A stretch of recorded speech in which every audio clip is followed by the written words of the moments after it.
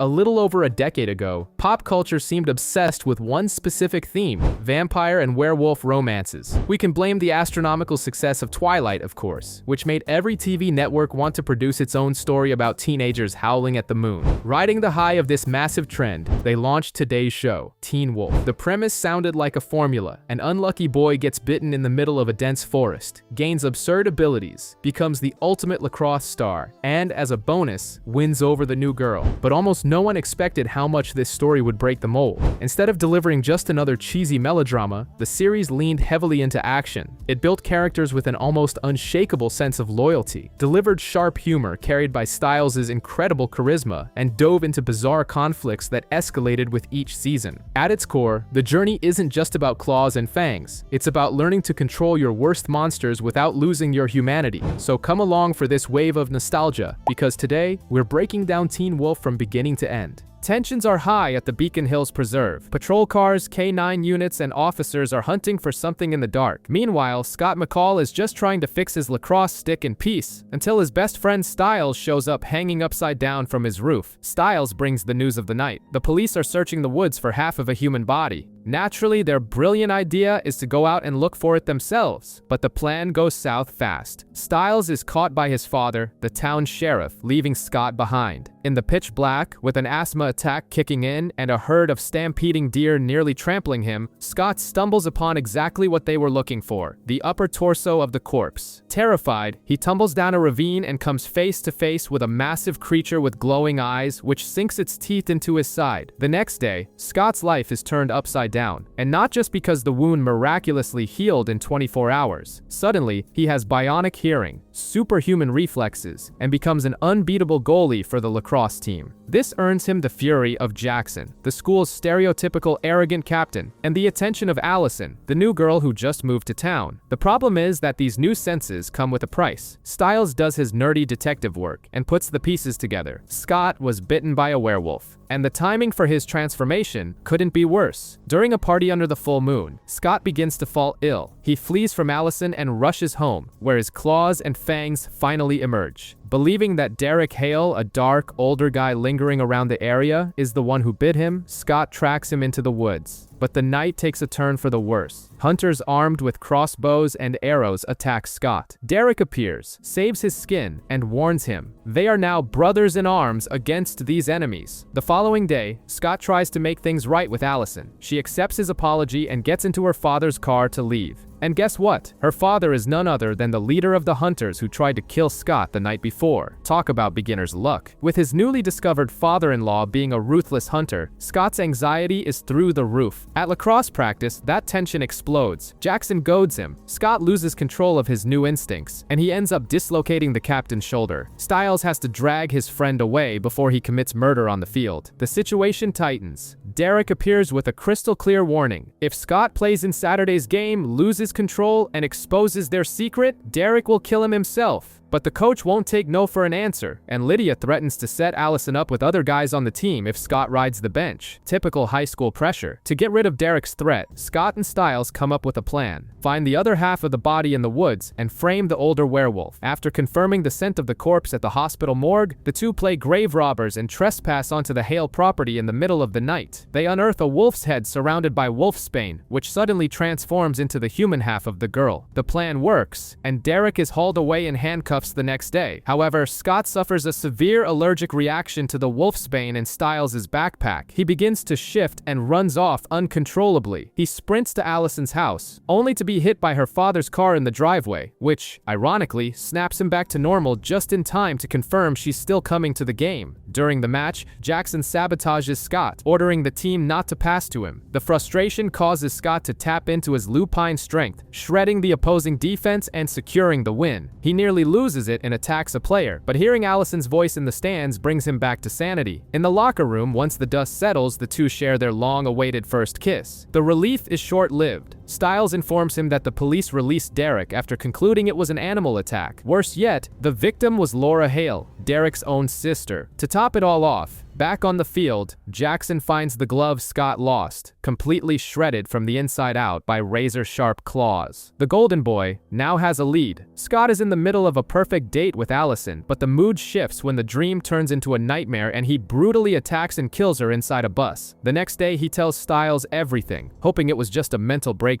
The problem is, when they get to school, they see the same bus from the dream, completely trashed. Panic sets in. Fearing he's done something irreparable, Scott spirals until he finds Allison safe and sound in the hallway. The relief is so intense he loses control of his strength and crushes Jackson's locker door. To add to the paranoia, the police find a living victim of the attack, the bus driver. Scott is certain it's his fault. In the midst of this mental chaos, Lydia decides to crash Scott and Allison's date, turning it into a double date at the bowling alley. Pressed by Jackson's taunts, Scott pretends to be a pro, which is quickly proven a lie when they hit the lanes and he can't hit a single pin. Realizing the disaster, Allison decides to help in the most teenage way possible. She tells Scott to picture her naked. The tactic works a little too well. His heart rate spikes, his werewolf reflexes kick in, and he suddenly becomes a bowling god. While the teens are playing, things get dark. The bus driver dies at the hospital just as Derek is trying to interrogate him. Convinced Derek is the killer, Scott confronts him the next day and ends up getting the beating of his life. Derek literally toys with him. After putting Scott in his place and rubbing his face in the dirt, Derek drops a bombshell. It wasn't him who killed the driver, and it wasn't Scott either. There is a third wolf in town, an alpha. He and Scott are just betas, and this monster, who is far more lethal and primal, is after Scott. To prove the threat is real, the alpha is already watching them from the shadows of the woods. A woman drives alone at night on a deserted road, the perfect setup for a horror movie victim. Kate Argent is in the car when a giant werewolf, the alpha, attacks. But Kate is far from a damsel in distress. She pulls out a shotgun, fends the creature off, and soon readies a sniper rifle with very specific bullets. This woman came prepared for war. Meanwhile, Derek hunts the alpha across the rooftops. He manages to find the beast, but mid-jump, he's taken down by a shot from Kate. The bullet is laced with wolfsbane, the perfect slow-acting poison for a werewolf. The next day, Derek is in bad shape and losing control of his body. He intercepts Stiles' Jeep and gives him a mission. Scott needs to break into Allison's house, where Kate is staying, and steal the intact bullet so Derek can heal himself. Scott uses the old studying with the girlfriend excuse. In the middle of making out, he manages to slip away and goes through her aunt's things. He finds the bullet but is cornered by Kate and forced to stay for the tensest family dinner of all time. Allison's father tests the boy by offering him a drink while they share casual stories about putting down rabid dogs. On his way out, Kate notices her bag has been tampered with. To save Scott's skin, Allison takes the blame, saying she stole a condom.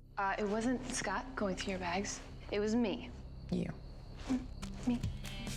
The awkwardness in the room is absolute, but at least it secures their escape. Scott reaches Derek just as Stiles is mentally preparing to amputate the man's arm. Derek burns the bullet and, Rambo-style, rubs the ashes directly into the open wound, healing it instantly. Because Scott still defends his girlfriend's family, Derek decides to give him a reality check. He takes the boy to a clinic to meet Peter Hale, his uncle, who is in a vegetative state with a face covered in burn scars. Derek reveals that the Hale house was torched years ago, killing 11 family members, including regular humans. The hunters are supposed to follow a strict code of honor, but Kate proved the rules don't matter when she's the one who struck the match to burn them all alive. Jackson is trying to do the impossible at a video store. Convinced Lydia not to watch The Notebook, but movie night is canceled when he goes looking for the film and finds the clerk dead, throat ripped out. The alpha is there. He pins Jackson to the floor with a shelf, but instead of killing him, he notices the claw marks Derek left on Jackson's neck and simply leaves, leaving a terrified Lydia behind. On a rooftop, Derek and Scott see a spiral symbol glowing red. Derek gives him the hard truth. Werewolves are predators, not serial killers, and this alpha is breaking the rules. The plan now is to kill the beast, and Scott will have to learn to endure the pain and stay in wolf form to help.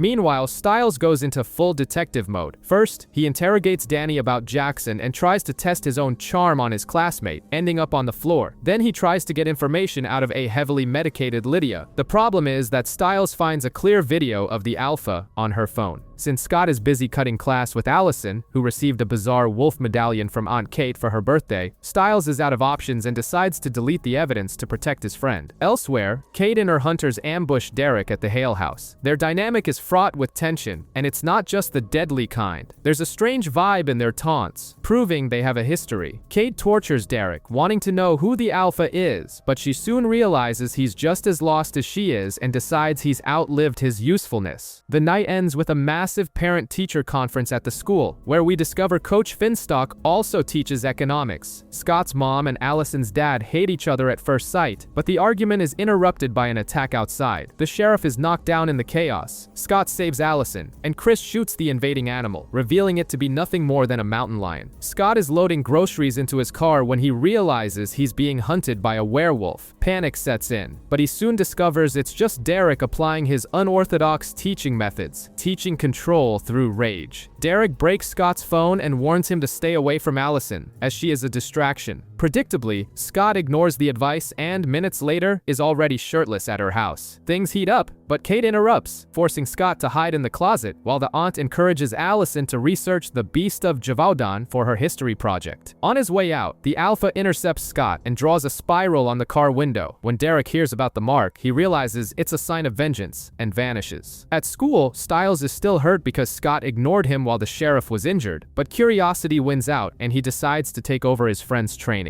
The tactic involves strapping a heart rate monitor to Scott's chest and pelting him with lacrosse balls. It almost goes sideways, but they discover something vital. Thinking about Allison calms Scott's heart rate. She is his anchor. And who is lurking in the shadows taking notes? Jackson, who is already hallucinating and plotting to use the girl to get to Scott. Believing the town veterinarian is the Alpha, Derek invades the clinic for a brutal interrogation. Scott arrives to defend his boss, and Stiles has a bold idea: howl into the PA system to call the real Alpha and prove the vet's innocence. Scott's first howl is so pathetic it's painful, but with a push from Stiles, the second one echoes with true power.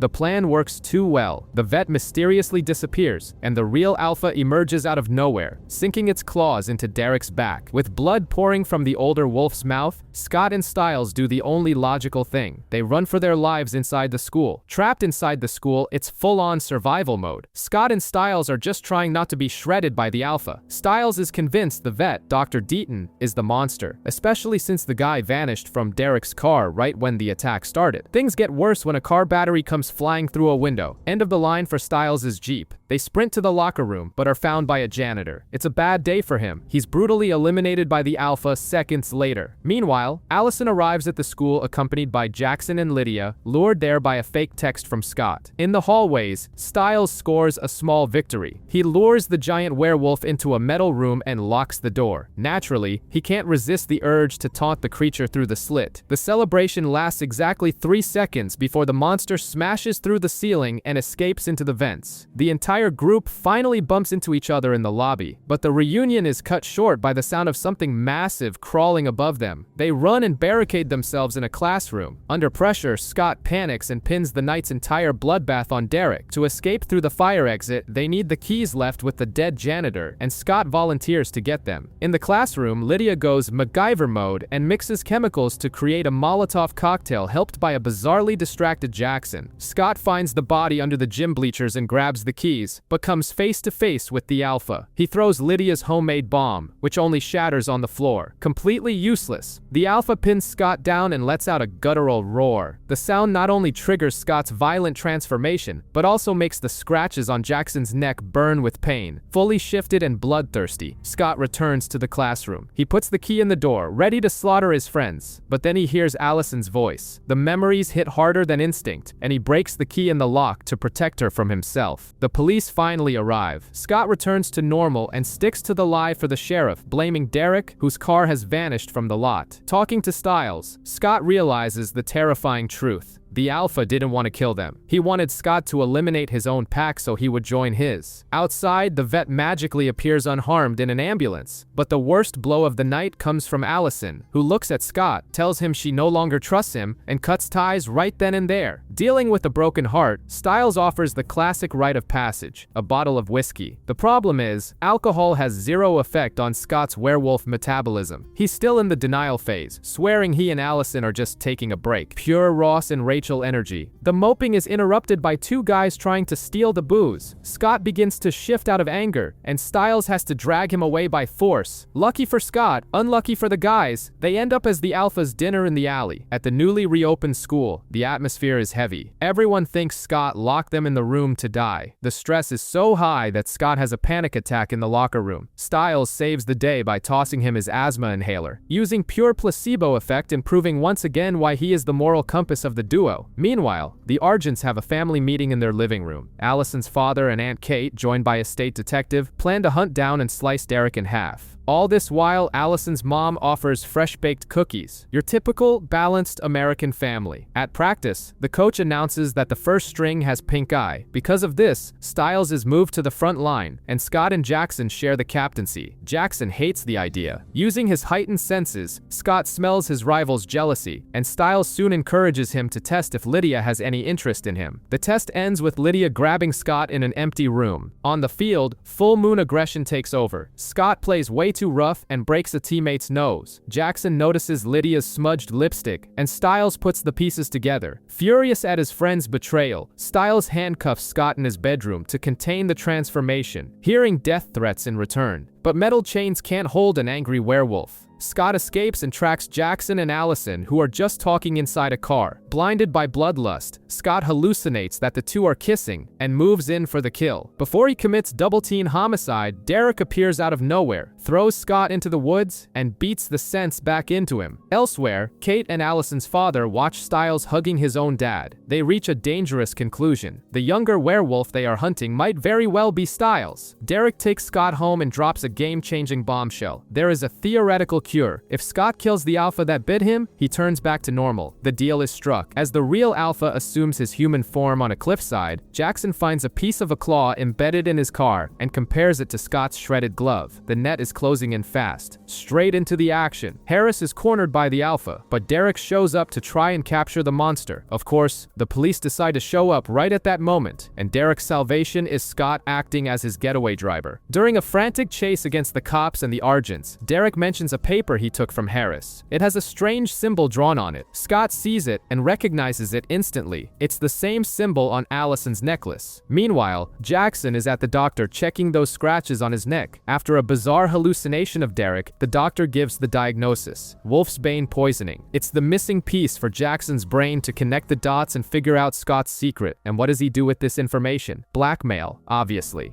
He corners Scott and lays it out. Either Scott turns him into a werewolf, or Allison finds out everything. The kid is so sadistic, he uses Scott's super hearing in the cafeteria to threaten to steal his girl, and immediately follows up with some heavy flirting at swim practice. To investigate a suspicious message sent to Allison, Stiles calls Danny. Since the boy refuses to help, Stiles plays dirty and uses Derek, affectionately nicknamed Cousin Miguel, as eye candy to seduce the guy into collaborating. The plan works, and they track the message to Scott's mom's computer at work. At the lacrosse game, the tension peaks. Scott warns Jackson that only an Alpha can turn him, and that the hunters won't be forgiving if they find out. The penny finally drops for Jackson when he realizes Argent means silver in French, the classic monster at the door cliché. Elsewhere at the hospital, Stiles discovers the true identity of the Alpha: Peter Hale, Derek's uncle. Peter nearly takes Stiles out, but Derek arrives to intervene, only to take a beating from his older uncle, who offers a family alliance. Back on the field, Scott overhears the Argents talking. Kate wants to know if the scratch on Jackson's neck can turn him. Allison's father confirms it can, if it goes deep enough. Scott stands there frozen, realizing Jackson has become a walking time bomb. The tension of the final game soon turns into a locker room victory celebration. The energy is high, Allison praises Scott, and even Danny forgives him for past elbows. But the peace is short-lived. The lights go out and Scott comes face to face with Derek and Peter. The macabre uncle wants to recruit the boy into the pack and, in an aggressive move, sinks his claws into Scott's neck to transfer his own memories. Essentially, it's a mental download through pain to force empathy. Across town, Allison realizes she's lost her necklace. In the garage, she catches her father and Aunt Kate discussing the family business. Kate leaves an explosive arrowhead as a gift for her niece, which Allison tests later in the woods, just before accidentally electrocuting Scott with a taser.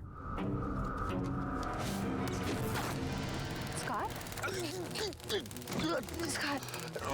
Trigger ringer. Oh. At least he takes the chance to return her necklace, saying he found it at school. Meanwhile, Jackson's car mysteriously breaks down in an empty parking lot. Allison's father shows up to help, but in reality, he just wanted to get a close look at the scars on the boy's neck. Scott and Stiles arrive in time to offer a ride, spoiling the hunter's investigation. Speaking of Stiles, he decides to get his own father drunk on whiskey to pry information out of the station. It works, and he discovers that all of the Alpha's victims were involved in the fire that destroyed the Hale family. It's pure revenge. As a bonus, there's a genuinely touching moment where the sheriff confesses how much he misses his wife. Danger comes knocking again, literally. Scott's mom is heading out on a date, and when the boy opens the door, his senses go off. The suitor is Peter Hale himself. To avoid a disaster on the road, Scott has Stiles crash the Jeep into the back of her car. Peter is impressed by the audacity and tells it like it is. Derek isn't going to turn Jackson. He's going to kill him. Derek takes Jackson to the burnt-out house. When the preppy boy realizes it's a trap and begs for his life, Scott appears in full werewolf form to stop the murder. But before the fight can start, a hail of wolfsbane bullets pierces the walls of the house. Derek helps Scott escape, but the boy passes out in the woods and wakes up being treated by his boss, the vet. To make matters worse, Allison finally gives in to her curiosity. She accompanies Aunt Kate to an underground vault where she comes face to face with Derek chained up, fully transformed into a werewolf. The secrets are over. The pressure finally gets to Allison. She is pulled over for speeding and has a full nervous breakdown in front of Stiles' father, sobbing and repeating that this isn't her, and her breakdown is justified. Moments earlier, she watched her beloved Aunt Kate electrocute Derek Hale in the basement, displaying his fangs like a hunting trophy. Kate now wants to take her niece on a hunt to find the last werewolf, certainly a twisted kind of family bonding. Meanwhile, Scott recovers at the animal clinic. Peter Hale tries to break in to take him, but he's magically blocked by a line of mountain ash. The Alpha throws a chair against the wall to intimidate them, but Dr. Deaton doesn't even flinch. The vet simply tells the murderous creature to come back during normal business hours. The man is ice cold. It was possible.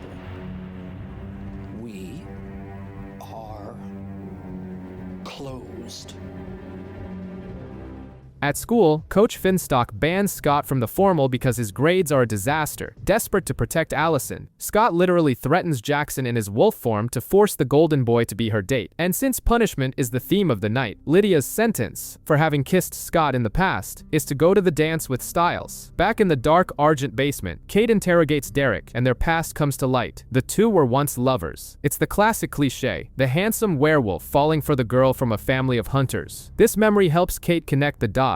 History is repeating itself. Scott is the other beta, and he's the one in love with Allison. The formal itself is pure chaos. Stiles finally confesses his feelings to Lydia, proving he knows her genius better than anyone. Scott crashes the party, and to dodge Coach, who is chasing him across the floor, grabs Danny for a romantic dance, a flawless survival tactic that leaves Coach speechless. But the night spirals quickly. Jackson, wandering through the woods looking for glowing red eyes, runs into Allison's father and, under pressure, gives up Scott's identity. On the dark lacrosse field, the Alpha attacks Lydia mercilessly, forcing Stiles to reveal Derek's location to save her life. To make matters worse, Scott and Allison are outside when her father's car appears out of nowhere. Cornered between two vehicles, Scott leaps to safety, but lands in his full werewolf form. The secret is out, right in front of the girl he loves. With the town turned into a literal minefield, the Argent family decides to pull Allison out of circulation. The problem is that everyone demands her silence, while the girl, completely shattered by the recent revelations, just wants answers and can't stop thinking about Scott. Speaking of Scott, Peter Hale corners Stiles and forces him to hack into his best friend's laptop to track him. Proving that love-struck teenagers are painfully predictable, Scott's password is, of course, Allison.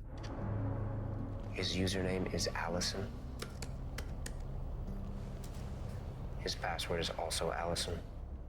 Peter even offers the bite to Styles, who refuses, though it's clear the idea of having superpowers tempts him. At the hospital, Lydia fights for her life, but the bite wound isn't healing. This raises a red flag. If she isn't healing like a werewolf, what exactly has she become? Tension explodes in the woods. Allison, armed with a bow and flashbang arrows, confronts Scott and Derek. She fires without hesitation, making it clear she no longer trusts her ex-boyfriend's intentions. Kate Argent, in full psychopath mode, prepares to execute both werewolves on the spot, but she is stopped by none other than Chris. Allison's father points a gun at his own sister, revealing he knows she was responsible for the arson that burned innocent Hale children alive. The family standoff is interrupted by the Alpha. Peter drags Kate into the scorched remains of the house, demands an apology, and finding her response too cynical, rips her throat out without a second thought, right in front of Allison. The final battle moves outside. Styles and Jackson arrive throwing Molotov cocktails. The Alpha tries to play tough and catches one of the jars mid-air, but Allison fires a perfect shot, exploding the bottle and engulfing the monster in flames. Jackson finishes the job by throwing the second Molotov. Even trapped in his wolf form and looking like a monster, Scott gets a kiss and a declaration of love from Allison, but the romantic moment is short-lived. Derek approaches his charred uncle and, ignoring Scott's desperate protests, slits Peter's throat. The glow in Derek's eyes changes instantly. The crown has changed hands. He is the new Alpha. Jackson emerges from a lake in the woods, his shirt torn and a massive bite mark on his waist. Meanwhile, Scott runs at full speed through the forest. He remembers the tense moment Chris Argent held a gun to his head, and Allison promised she'd never see him again if her father spared his life. Obviously, that promise didn't last. Scott is running straight to Allison's house for a secret rooftop makeout session. At the hospital, Styles is passed out in the waiting room holding a get-well-soon balloon. Lydia seems miraculously recovered and goes to take a shower. The problem is the drain starts clogging with a disgusting black liquid. When she tries to clear it, she pulls out a clump of dark hair, and suddenly a charred arm reaches out from the pipe and grabs her. Her scream echoes so loudly through Beacon Hills that Scott hears it from the Argent's roof. The group rushes to the hospital room, but Lydia has vanished through the window. Styles, in a brilliant amateur detective move, steals her nightgown so Scott can track her scent. The search leads the trio to the old Hale house, where Styles accidentally trips his own trap and leaves Scott hanging upside down. To make matters worse, Chris Argent and his hunters show up, making it clear they suspect Lydia is a werewolf. At school, Jackson's situation isn't great either. He starts leaking black liquid from his nose and ears in the bathroom. Derek shows up nonchalantly, kicks in the stall door, and warns him that his body is rejecting the bite. In parallel, we meet Gerard, Allison's charming grandfather, who arrives for Kate's funeral. In the woods, Scott tries to keep tracking Lydia, but stumbles upon another werewolf caught in a trap. Derek stops Scott from helping. The hunters arrive and force the wolf back into human form. He's just a harmless homeless man looking for a pack. Gerard calmly explains that he is an Omega, a lone wolf, before slicing him in half with a broadsword. Derek forces Scott to watch the execution, proving his point. Without a pack, they are easy targets. Gerard warns that after Kate's death, the hunter's code of honor has gone out the window. Oh, and Lydia finally reappears, walking out of the woods naked, asking only for a coat. Tension continues to rise as Isaac and his father get into a violent argument over grades. His father loses control and throws things at his son, cutting the boy's face with glass. However, the wound heals instantly. Terrified, Isaac flees into the rain. His father goes after him but is attacked and killed by a bizarre creature lurking in the shadows. Meanwhile, Scott and Allison try to keep their romance alive with forest trysts. Her parents announce they are going out for a romantic night, which in Argent family speak means kidnapping and torturing the school principal. Totally normal. The next day, Scott uses his scent on the lacrosse field and discovers the new werewolf in town is none other than Isaac. The timing is perfect because the sheriff shows up immediately after to break the news of his father's death. To investigate, Scott and Styles pick a fight on purpose to get sent to the office. There, they discover the new substitute principal is the terrifying Grandpa Gerard. Isaac ends up at the station as the prime suspect in his father's murder. Derek recruits Scott to help break him out, but first, they visit the boy's house. In the basement, they find a chest freezer where his father used to lock him as punishment. Heavy trauma. Knowing the hunters plan to storm the station to execute Isaac, Allison decides to intervene. Showing she has the aim of a true Hawkeye, she shoots out the tires of one of the hunters' cars and pins another to the ground with arrows to the leg. Still, when Derek and Styles reach the cells, Isaac has already transformed, knocked out a hunter, and is about to attack Styles. Derek has to use his full alpha presence to make the boy back down with a roar.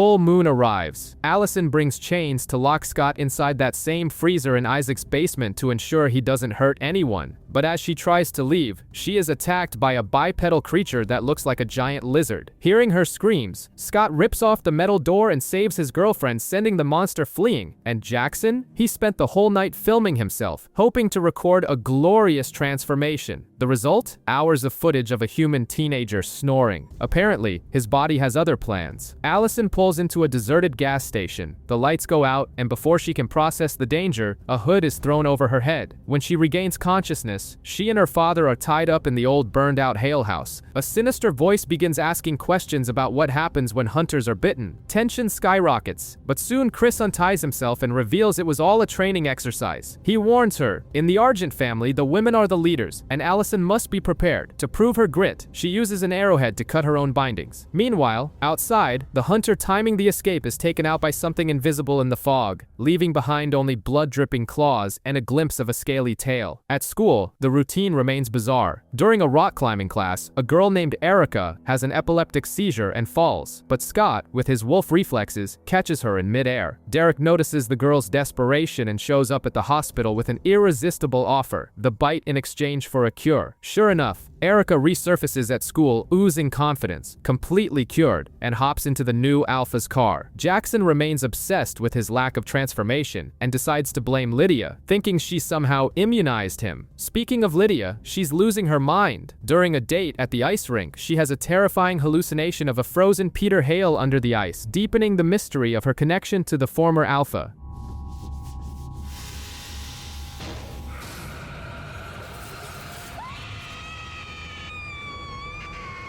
Scott realizes Derek is building an army and tries to recruit Boyd before it's too late. He goes to the rink at night but runs into Derek, Erica, Isaac, and Boyd himself, who reveals he's already been bitten. Scott attacks the recruits, but Derek quickly puts him in his place. While Stiles wakes up dumped in a dumpster, courtesy of Erica, Jackson has a fit of rage when his car gets stuck in the mud. The hate serves a purpose. He manages to lift the entire rear of the vehicle with his bare hands. He might not have become a classic werewolf, but something has definitely happened to him. Deaton barely has time to treat Scott's wounds before Chris and Gerard Argent show up at the clinic. They want answers about the creature that killed one of their hunters. Deaton gives it to them straight. The creature uses a potent paralyzing toxin and kills just for the sake of killing. It's the perfect predator and follows no rules of nature. Stiles finds this out the hard way. While waiting for his Jeep at the repair shop, he loses all motor function and collapses in the waiting room, totally paralyzed. Unable to scream or run, he watches the reptilian creature slash the hydraulic line of the car lift, crushing the mechanic to death. The weirdest detail? The monster's eyes look familiar. Knowing the danger is escalating, Derek adopts an extreme survival tactic, breaking Isaac's arm just to teach his new pack to stay alert. On the other side, Gerard intimidates Allison, forcing his granddaughter to swear blind loyalty to the family, which forces her to use Stiles as a messenger to talk to Scott. Needing to find out what they are facing, Scott and Allison hatch a plan to steal the Argent bestiary during a lacrosse game. Stiles is tasked with breaking into Gerard's office but gets caught by Erica, who drags him to the school pool to be interrogated by Derek. The interrogation is brutally interrupted by the giant lizard itself, which attacks and paralyzes the Alpha. Stiles ends up in the water with Derek, and the two discover the monster's only temporary weakness: it won't enter the pool. Stiles spends desperate hours treading water and holding Derek up so he won't drown, until Scott finally arrives and engages the creature directly. During the fight, Scott uses a piece of a mirror, and upon seeing its own reflection, the monster recoils, confused and frightened, fleeing up the walls.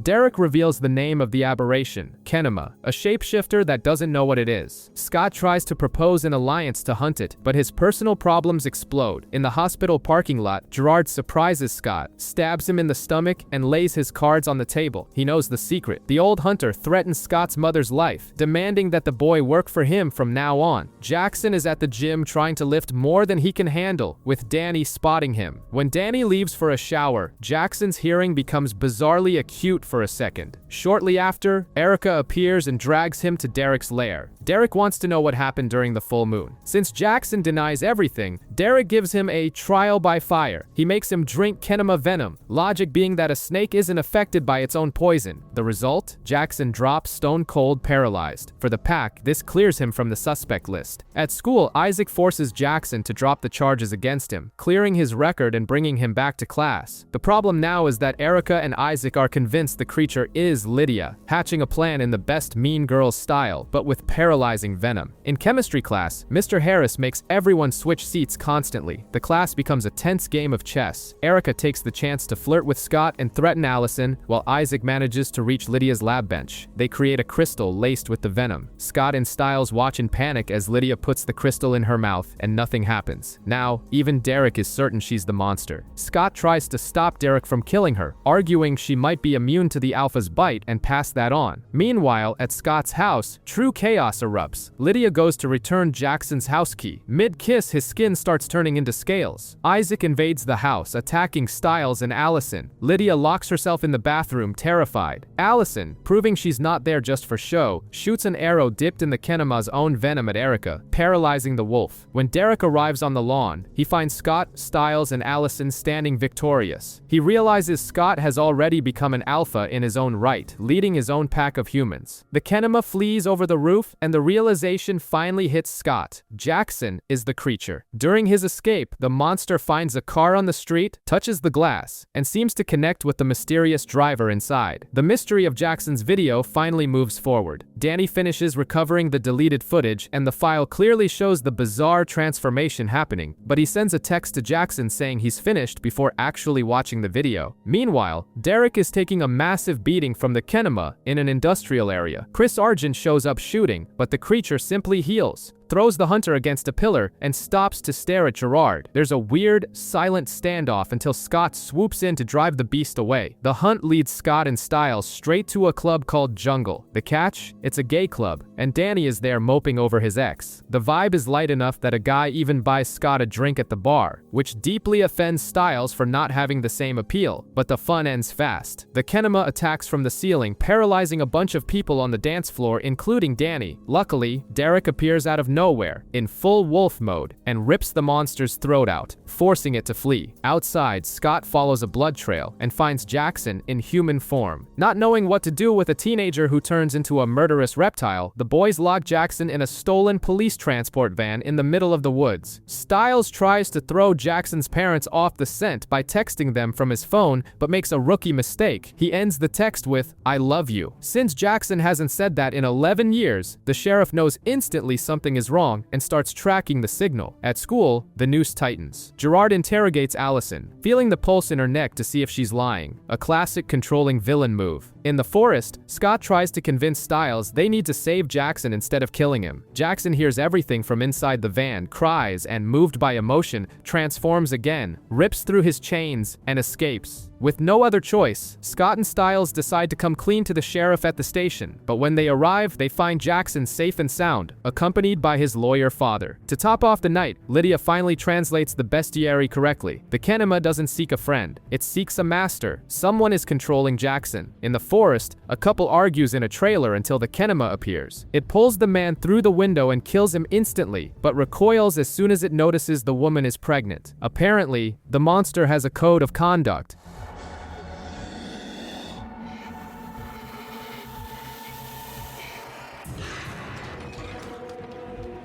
Stiles, Scott, and Allison conclude that Jackson is in a fugue state. He has no idea he's turned into a giant killer lizard. He just wakes up covered in blood with no memory. To make everyone's life harder, Jackson's father gets a restraining order banning Scott and Stiles from coming near him. At home, Scott's mother finds a nearly empty box of condoms in her son's room. This info falls right into the lap of Victoria Argent, Allison's mother, who corners Scott in the principal's office. She points a bizarrely sharp pencil at him while interrogating him about her daughter's intimacy.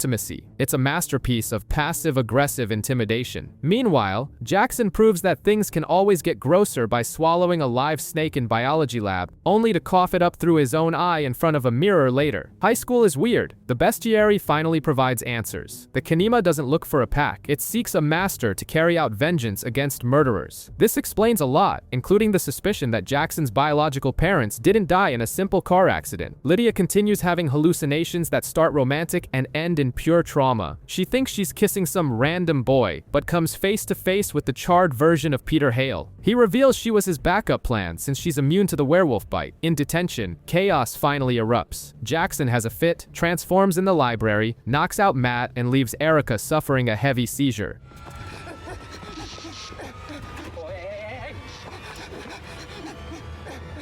I think she's having a seizure.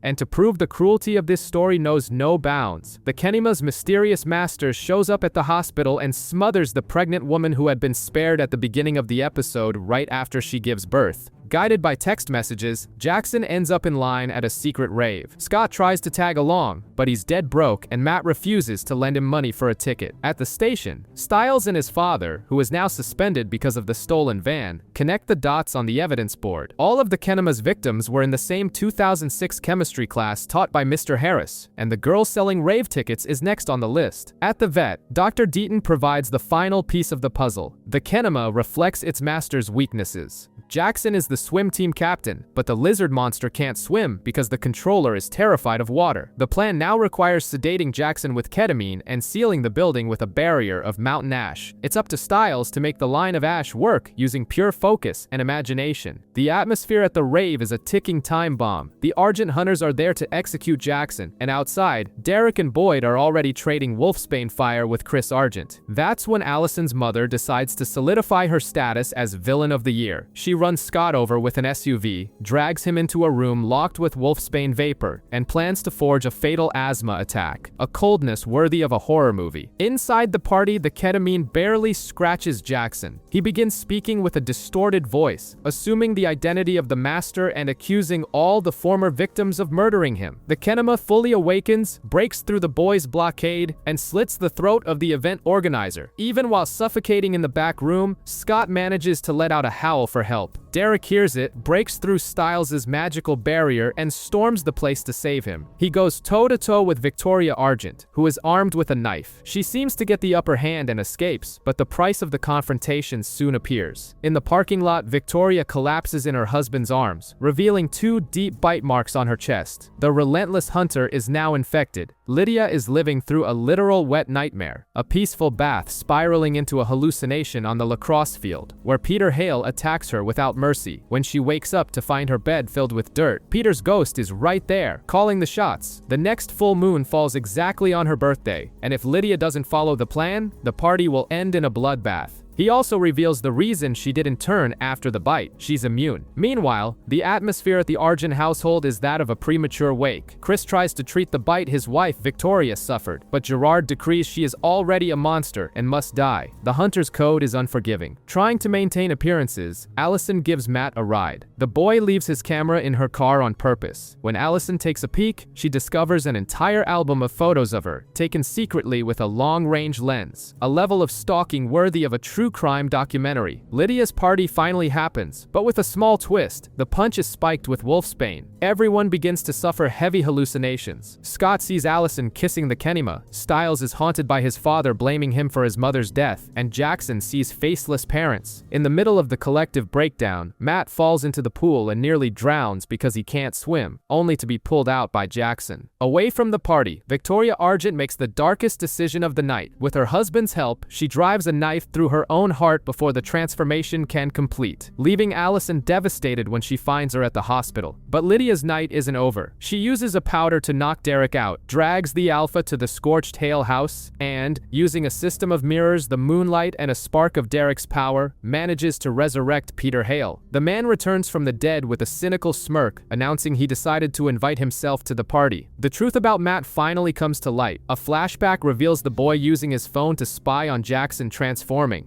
That was the exact moment he realized the connection. Matt is the Kenema's master. Scott and Stiles rush to the station to show the evidence to the sheriff, but they run straight into an armed Matt and a trail of dead officers. The boy takes the three of them hostage, forcing the destruction of all evidence. Derek tries to intervene but is immediately paralyzed by Jackson. Stiles suffers the same fate and falls stiff right on top of Derek, resulting in the most humiliating faceplant of the night. Bitch. Get him off of me.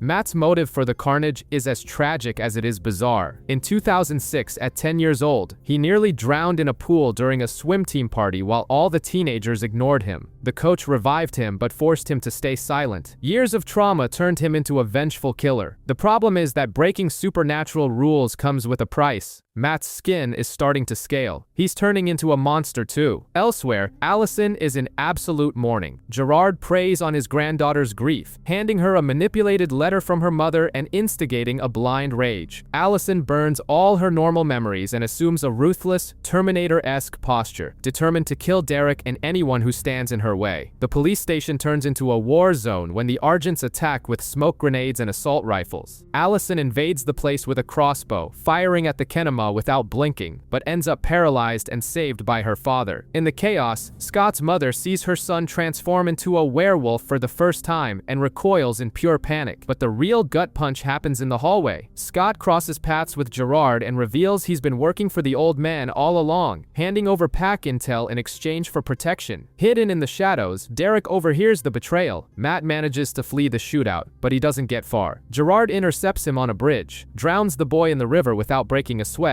and takes the Kenema's hand. The old hunter is now the new master, while Peter Hale watches it all in silence. Stiles is in school therapy, nervously squeezing the mesh of his lacrosse stick and discussing the stages of drowning. A real lighthearted conversation. He makes it clear he doesn't feel a shred of pity for Matt. After all, childhood trauma doesn't give you a license to go around killing people. Not to mention the police found photos on the guy's computer, proving he'd bought a one-way ticket on the crazy train a long time ago. Meanwhile, Scott tries to handle his own crisis. His mother is terrified of what he is, locking herself in her room to avoid him. With Allison, the silence is equally heavy. Following her mother's death, the girl has dived headfirst into the hunt, mapping the city with her father. Their current targets? Boyd and Erica, who decided to abandon Derek and run. Allison nearly kills both of them with arrows in the woods, showing a coldness that would make any villain jealous, until Chris intervenes. Gerard, who no longer has any boundaries, pays Scott a surprise visit. He has the Kenema hold Melissa by the throat and delivers an ultimatum. He wants Derek's pack. It's time for the championship lacrosse game. Coach delivers the classic motivational speech, copied word for word from the president in Independence Day. But the mood shifts when Gerard warns Scott that if he doesn't deliver Derek, the Kenema will kill someone mid-game. The situation spirals so far out of control that Jackson paralyzes Isaac on the field, forcing Coach to put Stiles in. Against all odds, Stiles becomes the hero of the night, scoring the winning goals. But the celebration lasts exactly 5 seconds. The field lights go out, panic ensues, and when the power returns, Jackson is lying on the ground, dead from self-inflicted wounds. In the middle of the absolute chaos, the sheriff realizes the worst. Stiles has disappeared. Jackson is inside a body bag, leaking a bizarre fluid, and Melissa McCall decides to investigate. She unzips it to find him covered in a transparent cocoon. The guy didn't die. He's evolving into a winged and even worse version of the Kenema. In a dark basement, Stiles is tied up face to face with Gerard. The old man pulls no punches and beats the boy, proving once and for all he has no scruples. When Stiles finally makes it back to the hospital and lies to his father about being beaten by the rival team, the dynamic between the two is heartbreaking. Realizing his own father has completely lost control, Chris Argent decides to help Scott. Everyone converges on a warehouse in the industrial district to stop Jackson before the transformation completes. That's when Gerard's grand plan is revealed. He's not doing any of this to avenge Kate. He has cancer. All the theatrics, the murders, the control over the Kenema, it was all to force Derek to bite him and cure the disease. What the old man didn't expect was that Scott had already smelled the sickness on him. Working with Dr. Deaton, Scott swapped Gerard's medication for capsules filled with mountain ash. When Derek is forced to bite him, the old man's body violently rejects the werewolf blood, spewing black fluid and collapsing to the floor. With Gerard out of the game, the Kenema attacks until Stiles and Lydia crash through the wall in the Jeep. Lydia uses Jackson's house key, which is enough to spark his memories and humanity. In a moment of clarity, Jackson allows Derek and Peter to attack him. He dies in Lydia's arms, only to resurrect seconds later, finally transformed into a blue-eyed werewolf. As the dust settles, Allison and Scott decide to take a break, and everything seems calm. But at the door of the Hale house, Derek and Peter find a symbol carved into the wood. The piece was an illusion. An entire pack of alphas has just arrived in Beacon Hills. A mysterious girl uses jumper cables to revive Isaac, whose body is torn by claw marks. She warns him that this is how they steal memories, and the two flee on a motorcycle through the night. They are soon intercepted by two twins with glowing red alpha eyes. And if you thought werewolves couldn't get any weirder, the twins literally merge, Megazord style, forming a giant mega alpha. Fortunately, the girl has a stun gun powerful enough to break the aberration apart, and they escape. Meanwhile, Scott has decided to get a double band tattoo on his arm. The problem with having an accelerated healing factor is that the tattoo vanishes seconds after it's done. Styles is the one who really suffers, passing out at the mere sight of the needle. Lydia and Allison are in the car trying to get back to normal life, discussing how Jackson moved to London, which Lydia points out is a terrible setting for an American werewolf. The talk is interrupted when a terrified deer slams itself against their windshield. At school, nature continues to go haywire. An entire flock of suicidal birds breaks the windows and swarms the classroom. At the hospital, things also spiral. Melissa tries to cover up Isaac's rapid healing, but a barefoot nurse with claws sedates him.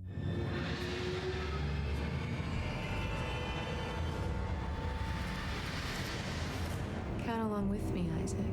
At the same time, Scott gets into an elevator brawl with a janitor who also reveals himself to be an alpha. That's when Derek appears, saves Scott's skin, and sends him back to school. But Scott isn't interested in class right now. At the old Hale house, he asks Derek for help with the tattoo. Derek's solution? Use a blowtorch to burn the skin and make the design permanent. It works. Shortly after, Scott discovers a symbol painted on the door, which Derek reveals to be the mark of the city's new threat, the Alpha Pack, led by a man named Deucalion. Speaking of them, Deucalion and his crew corner the mystery girl in the school locker room, leaving a trail of blood. Simultaneously, Allison and Lydia piece together bruises the girl left on their arms, forming the same symbol drawn on the floor of a bank vault where Boyd and an unknown girl are being held captive. Styles decides the best way for him and Scott to get over their girl troubles is by going to his childhood friend Heather's birthday party. The plan seems perfect when Heather pulls Styles into the wine cellar with clear intentions. Styles runs to find protection, finds an XXL size, and rethinks his luck, but when he returns, the girl is gone. Wine bottles explode on their own, and Heather is dragged through a window by an invisible force. Meanwhile, Derek needs information, and the only way to get it is by letting Peter drive his claws into the back of Isaac's neck to steal his memories. In a trance, Isaac remembers Boyd and Deucalion in a bank vault, saying their time will run out on the full moon. Allison and Lydia continue investigating the bruise symbol and discover it's not some ancient mystic drawing, but the logo for the First National Bank of Beacon Hills. Allison goes there alone, cuts the chains, and nearly runs into the alphas. The school guidance counselor, Miss Morell, conveniently appears out of nowhere and tells Allison to hide. In the dark, Allison finds what appears to be Erica's corpse. On the other side of town, Styles and Peter deduce the Alpha Pack's sadistic plan. The bank vault is lined with hecatolite, a mineral that blocks moonlight. The alphas kept Boyd locked in there for 4 months without transforming. Like starving lions before entering the Roman Colosseum, they will turn into uncontrollable killing machines the moment the light hits them. Scott and Derek break through the vault wall just in time for the moonlight to enter. Inside are Boyd and a girl Derek recognizes in shock, Cora, his younger sister, whom he thought was dead. Before they can act, Miss Morell seals the door with Mountain Ash, trapping Scott and Derek with 2 feral werewolves. The beatdown is inevitable. Seeing Scott about to be eviscerated by Boyd, Allison breaks the ash barrier. Boyd and Cora flee into the night, totally out of control. Derek is furious and blames Allison, throwing her late mother's dark actions back in her face. Confused, Allison looks to Scott for explanations, while on the other side of town, Lydia wakes up screaming in the middle of the night. A night in Beacon Hills is never quiet, but 2 kids hunting fireflies find that out the hard way when Boyd emerges from the shadows, completely out of control.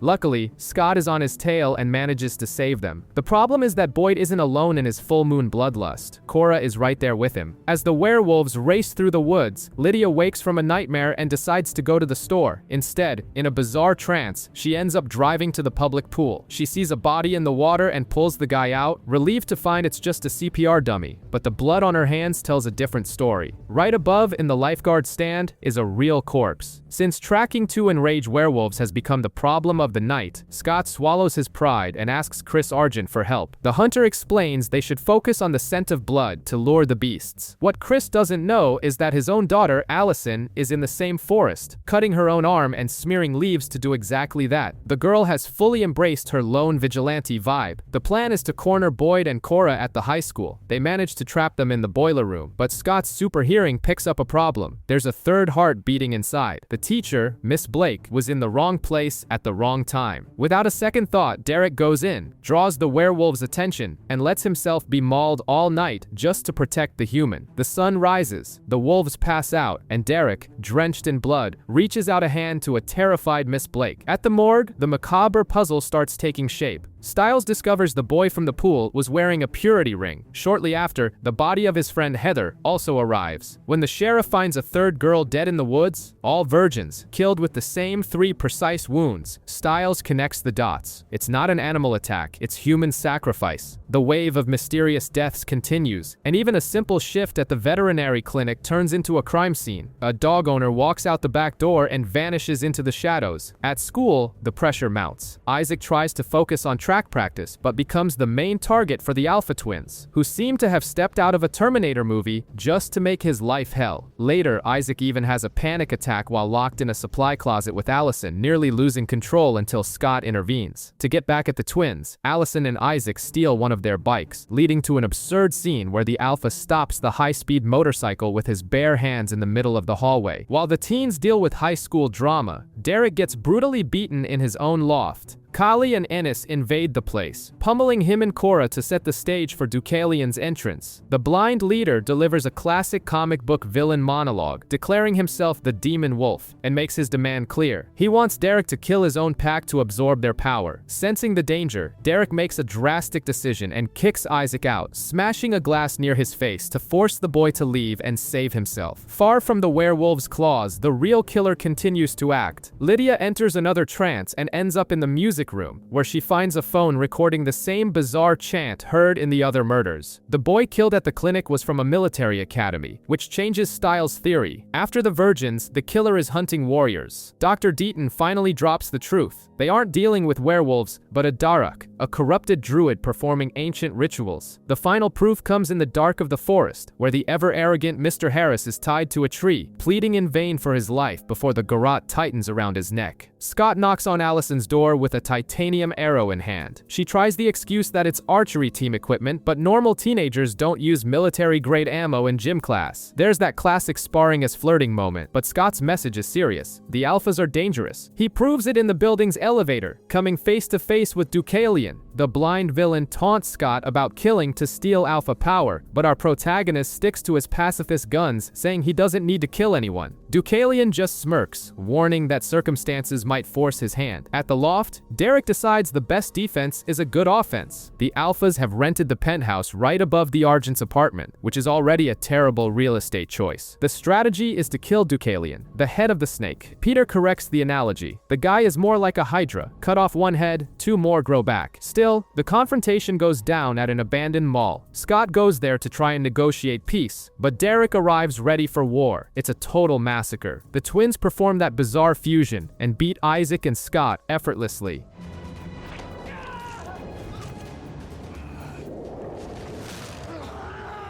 Kali wrecks Cora and Boyd, even stepping on the girl's throat. Deucalion tries to force Derek to kill his own betas to save the others, but Allison emerges from the shadows like a teenage Hawkeye, firing light flash arrows. In the confusion, Scott's eyes glow alpha red for a split second. Derek lunges at the giant Ennis, and the two plummet from a very high balcony to their apparent deaths. The morning mood travels on a crowded school bus. Scott is bleeding out because his alpha-inflicted wound simply won't heal. To force a roadside curbside stop, Stiles makes a classmate vomit on the bus. Anything for friendship. In the rest stop bathroom, Allison stitches Scott's stomach with a needle and thread, having to overcome a traumatic hallucination of her dead mother to finish the job. Meanwhile, at the animal clinic, Deaton surprisingly saves Ennis's life. However, Deucalion enters right after and crushes his own ally's skull with his bare hands. The man has no limits. To top the night off, Miss Blake is leaving the school when a very much alive and blood-soaked Derek leaves a handprint on her car window. A flashback to 1977 drops us at the Motel Glen Capri, a place straight out of a cheap horror movie. A hunter named Alexander Argent arrives wounded, bitten by an alpha, and chooses the drastic way out, a shotgun blast to avoid transforming. The family code always comes first. Cut to the present day, and the Beacon Hills school bus pulls over at that very same macabre motel. The competition was delayed, and Coach turns the teens loose in the rooms. Lydia immediately senses the place has terrible energy, discovering at the front desk that the motel has a staggering number of suicides, and the scoreboard on the wall increases throughout the night. The place begins to get into the werewolves' heads in a bizarre way, feeding their worst traumas. Isaac hallucinates his abusive father forcing him into a freezer.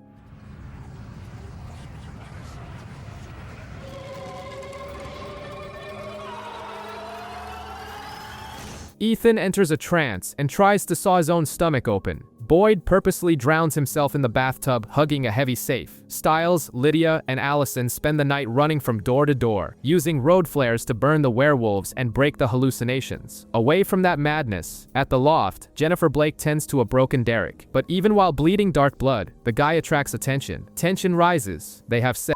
And miraculously, all of Derek's serious wounds heal. Very convenient. Back at the motel, Scott's situation reaches its limit. Consumed by guilt over Derek's supposed death, he douses himself in gasoline in the parking lot, holding a lit flare. It's one of the tensest scenes so far. Without hesitation, Stiles steps into the gas puddle with him. Crying, he says Scott is his brother and that if he's doing this, they're going together. Stiles manages to throw the flare away, but it rolls back toward the gas. Lydia leaps, pushes them both away, and everything explodes. In the flames, she sees the deformed face of the Darok. The next morning, the mystery is solved. Coach's whistle was filled with wolfsbane powder. Every time he blew it on the enclosed bus, he was poisoning the werewolves' minds. The final piece of the puzzle comes when Chris Argent visits Gerard, who remains disgusting, leaking that black fluid. Chris asks which alpha bit their relative Alexander at the motel in 77. The answer comes with a sadistic smile. Deucalion. Beacon Hills Hospital has turned into absolute chaos due to a pileup, and Melissa is trying to manage everything while the on-call doctor has simply vanished. Scott, who went to bring his mother dinner, ends up testing his powers to absorb a patient's pain. It works. Shortly after, Ethan carries Danny in, who can barely breathe and ends up vomiting, mistletoe and leaves. A classic sign of supernatural trouble. Melissa, proving she's the MVP of the season, doesn't wait for a doctor and shoves a massive needle into the boy's chest to release the lung pressure and save his life. Meanwhile, the missing doctor is trapped in her own car, being suffocated by a bizarre swarm of moths controlled by the Dara. Her body is found later, hanging in a sort of crucifixion. Another sacrifice for the tally. Speaking of sacrifices, the next target is Deaton. The vet is taken from the clinic right after warning Scott. The only clue comes from Deucalion himself, who swears he has nothing to do with the Druid murders and gives Scott a riddle. Follow the current. I'll give you a very important clue. Let the current guide you.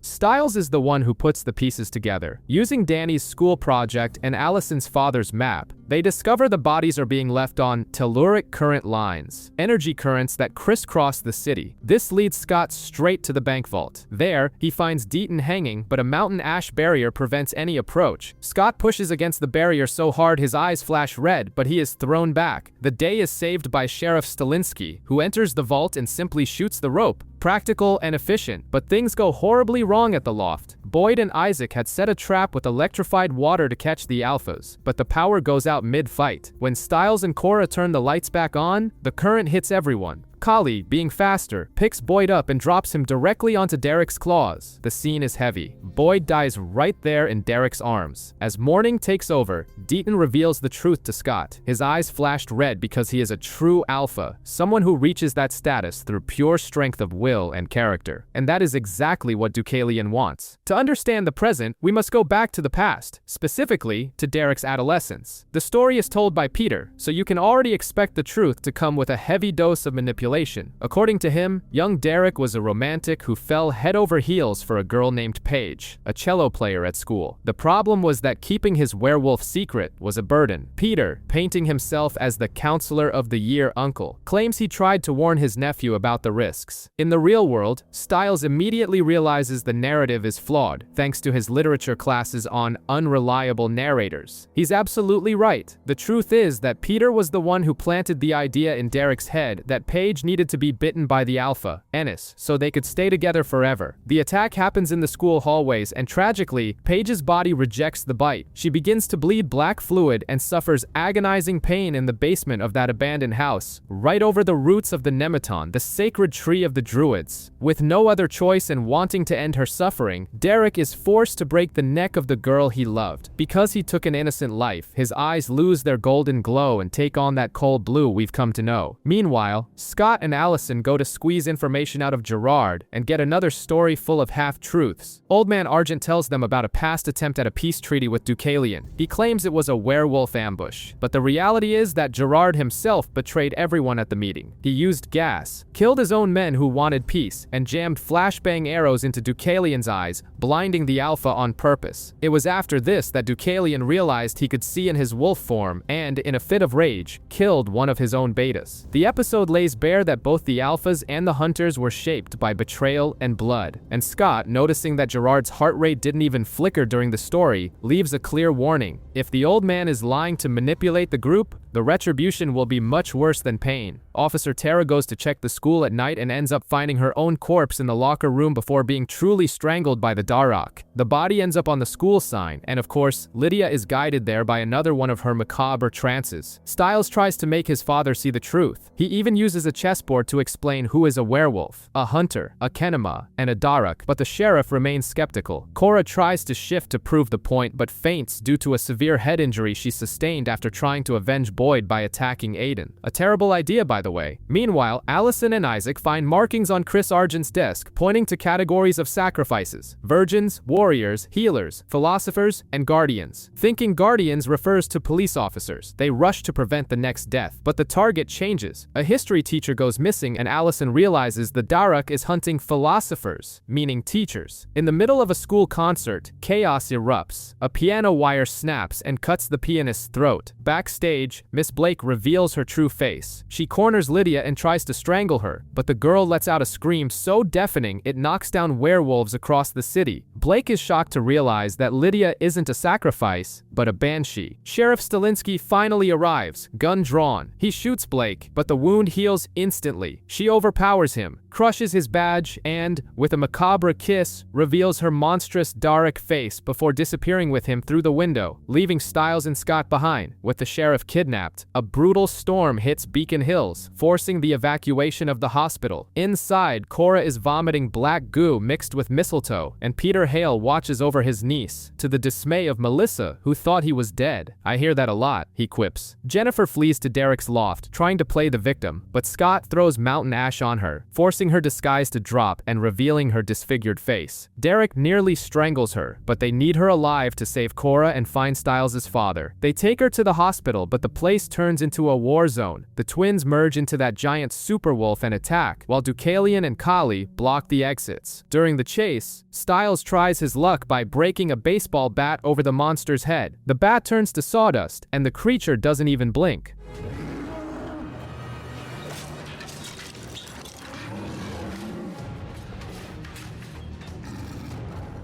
Melissa saves the day, jamming a charged defibrillator into the creature's chest, forcing the twins to separate. Trapped in a stalled elevator with Derek, Jennifer tells her true story. She is Julia Bakari, Kali's former emissary. After being brutally mutilated and left for dead by her own alpha. She survived thanks to the blood spilled on the Nemeton. Now she wants enough power to massacre the Alpha Pack during the lunar eclipse, when they lose their strength. Outside, Allison uses Jennifer's shoes to lure the Alphas away and give Isaac time to prep the getaway car. But in the middle of the chaos, Stiles reads a medical form, and the realization hits him with terrifying force. The Guardian's category of sacrifices wasn't about cops, it was about parents. He rushes back into the hospital, but Jennifer has already escaped. Worse still, Scott's mother is gone. On the roof, Deucalion makes a final offer. If Scott joins his pack, he'll help find Melissa and the sheriff. With no way out, Scott accepts the deal, leaving a desperate Stiles behind. While their parents wake up tied to the roots of the Nemeton, Stiles wakes Derek up in the elevator with a slap. Time is running out, the police are coming, and Derek can only think about getting Cora out of there. The girl is dying, and Isaac, with that brutal honesty only he possesses, throws it in Derek's face. While he was in bed with the real killer, the rest of the group was trying to save people. It's hard to argue with facts. Meanwhile, Chris Argent decides he won't just wait to be the next sacrifice. He hands himself over at the bank vault, getting captured by Jennifer. The pressure of his father being kidnapped and time running out causes Stiles to have a panic attack in the locker room. His breathing spirals out of control, the world spins, and Lydia solves the problem in the most unexpected way. She kisses him. She says she read that holding your breath helps with panic attacks, and since he held his breath during the kiss, the crisis passed. Clever and undeniably practical. Searching through Counselor Morell's files, who by the way, is in the woods fleeing the Alpha Pack until she takes a bladed cane to the chest fired by Deucalion, Stiles and Lydia discover that the target of everything is the Nemeton, except no one knows where this magical tree is located. The solution comes from Deaton, and it's not pleasant. Scott, Stiles, and Allison must act as surrogate sacrifices for their parents. This means getting into tubs of ice water and literally dying for a few seconds to activate the Nemeton's power and discover its location. Each needs an emotional anchor to pull them back. Isaac stays with Allison, Lydia with Stiles, and Deaton with Scott. They sink into the dark water. On the other side of town, Derek makes his own drastic decision. He uses the spark of his power to cure Cora, giving up his alpha status once and for all. Submerged in the ice, Scott, Stiles, and Allison wake up in a white, empty room, facing the stump of the Nemeton. Touching it throws them back in time, specifically to the night Scott was bitten. The vision works, and they wake up at the clinic knowing exactly where their parents are hidden. The problem is, they only have 4 hours until the lunar eclipse, and a sinister supernatural storm is already tearing the city apart. At Derek's loft, Jennifer decides to pay a visit and simply humiliates the Alpha Pack. She uses telekinesis to turn the glass shards from the ceiling into a deadly cloud, killing Kali in the blink of an eye, and then breaks the merged twins' necks as if they were made of styrofoam. With Derek reduced to a beta after healing his sister, the Dalek convinces him to help her against Deucalion. At the distillery, the final confrontation explodes. Deucalion in his demonic form is untouchable, beating Jennifer and Derek effortlessly. But then the eclipse reaches its peak, stripping all werewolves of their powers. The tide turns. Jennifer nearly destroys Deucalion, but makes the mistake of healing his sight, spending her own energy in the process. When the moonlight returns, the dynamic flips again. Jennifer tries to protect herself in a circle of mountain ash, but Scott forces his way through. This is where the boy shines. His eyes turn a deep, brilliant red, solidifying his status as a true alpha, and he breaks the unbreakable barrier. With no way out, Jennifer has her throat slit by Deucalion. This causes the storm to stop just in time for Stiles to reach the basement and hold up the ceiling with a baseball bat, saving their parents from being crushed. The aftermath leaves scars. Allison creates a new code for her family. We protect those who cannot protect themselves. Derek and Cora leave town, and Scott deals with the darkness his temporary death left in him, but he knows he has his friends back. And if you thought the Darok had a poetic end, the final scene is pure Peter Hale. A barely alive Jennifer crawls to the Nemeton begging for healing, only to be met by Peter. He slits her throat for good and snaps, screaming to the void that he has always been the alpha, because of course Peter never misses a chance to steal the scene at the last second. Stiles is trapped in a nightmare within a nightmare. Think Inception, but with mystical trees trying to devour your hand. The side effect of the sacrifice they made is taking its toll. Stiles can no longer read. Words turn into a bizarre anagram. Scott sees his own shadow transforming into a monster, and Allison is having sinister hallucinations of Aunt Kate crawling out of a morgue. Basically, the trio is losing their minds. At school, the atmosphere doesn't help. The new girl, Kira, has that classic moment of being humiliated by her own father in front of everyone, but at least she sheds light on the problem. Bardo, the Buddha fluidous state between life and death. Dr. Deaton confirms that they left a door open in their minds after dying temporarily, and they need to close it fast. Amidst this mental chaos, Isaac tries to figure out if Scott is okay with him being attracted to Allison. Scott's answer is to throw Isaac against the wall. Melissa nearly rolls her eyes at the supernatural teen drama in her house, but offers the best advice possible. Scott needs to learn to be his own anchor now. Parallel to this, Sheriff Stilinski is reopening an 8-year-old cold case about a little girl, Malia, supposedly devoured by coyotes. The problem is that Agent McCall, Scott's absent father, is in town trying to take the sheriff's badge. Scott and Stiles go to the woods to investigate, find a wrecked car, and come face to face with a blue-eyed coyote. Scott, his true alpha eyes glowing, puts the pieces together. The coyote is Malia herself. And if things look bad in Beacon Hills, in some dark place, Derek and Peter are literally frying, chained to an electrified grate and being tortured. Far from Beacon Hills, Derek and Peter's shock therapy session continues. The torturer goes as far as cutting off Peter's finger to extract information. Luckily, Brayden, the mercenary everyone thought was dead, breaks in, handing out beatdowns, and saves them both. Peter, in true Wolverine fashion, simply sticks his severed finger back in place. They recover a cylinder with a spiral design kept in a mountain ash chest and get the hell out of there. Back in town, the plan is to save Malia before her own father kills her with a shotgun or bear traps, thinking she's just a wild animal. The problem is that Malia is desperately looking for her sister's doll, which ended up in Stiles' backpack. She even breaks into the school and almost makes Kira a snack in the locker room before Scott intervenes. To bring the girl back to human form, Scott needs to use his alpha roar, but the fear of losing control freezes him. He even lets the twins beat him up to try and wake his monstrous side. In the forest, the tension explodes. Allison, despite struggling with shaking hands and hallucinations, manages to focus, recites the new family motto, and hits Mr. Tate with a tranquilizer dart before he can shoot his own daughter. Meanwhile, Lydia steps on a bear trap. Stiles, his mind still scrambled and unable to read the instructions, solves the mechanism through pure logic and saves his friend. It's the moment the human of the group reminds everyone why he's essential. Here we go.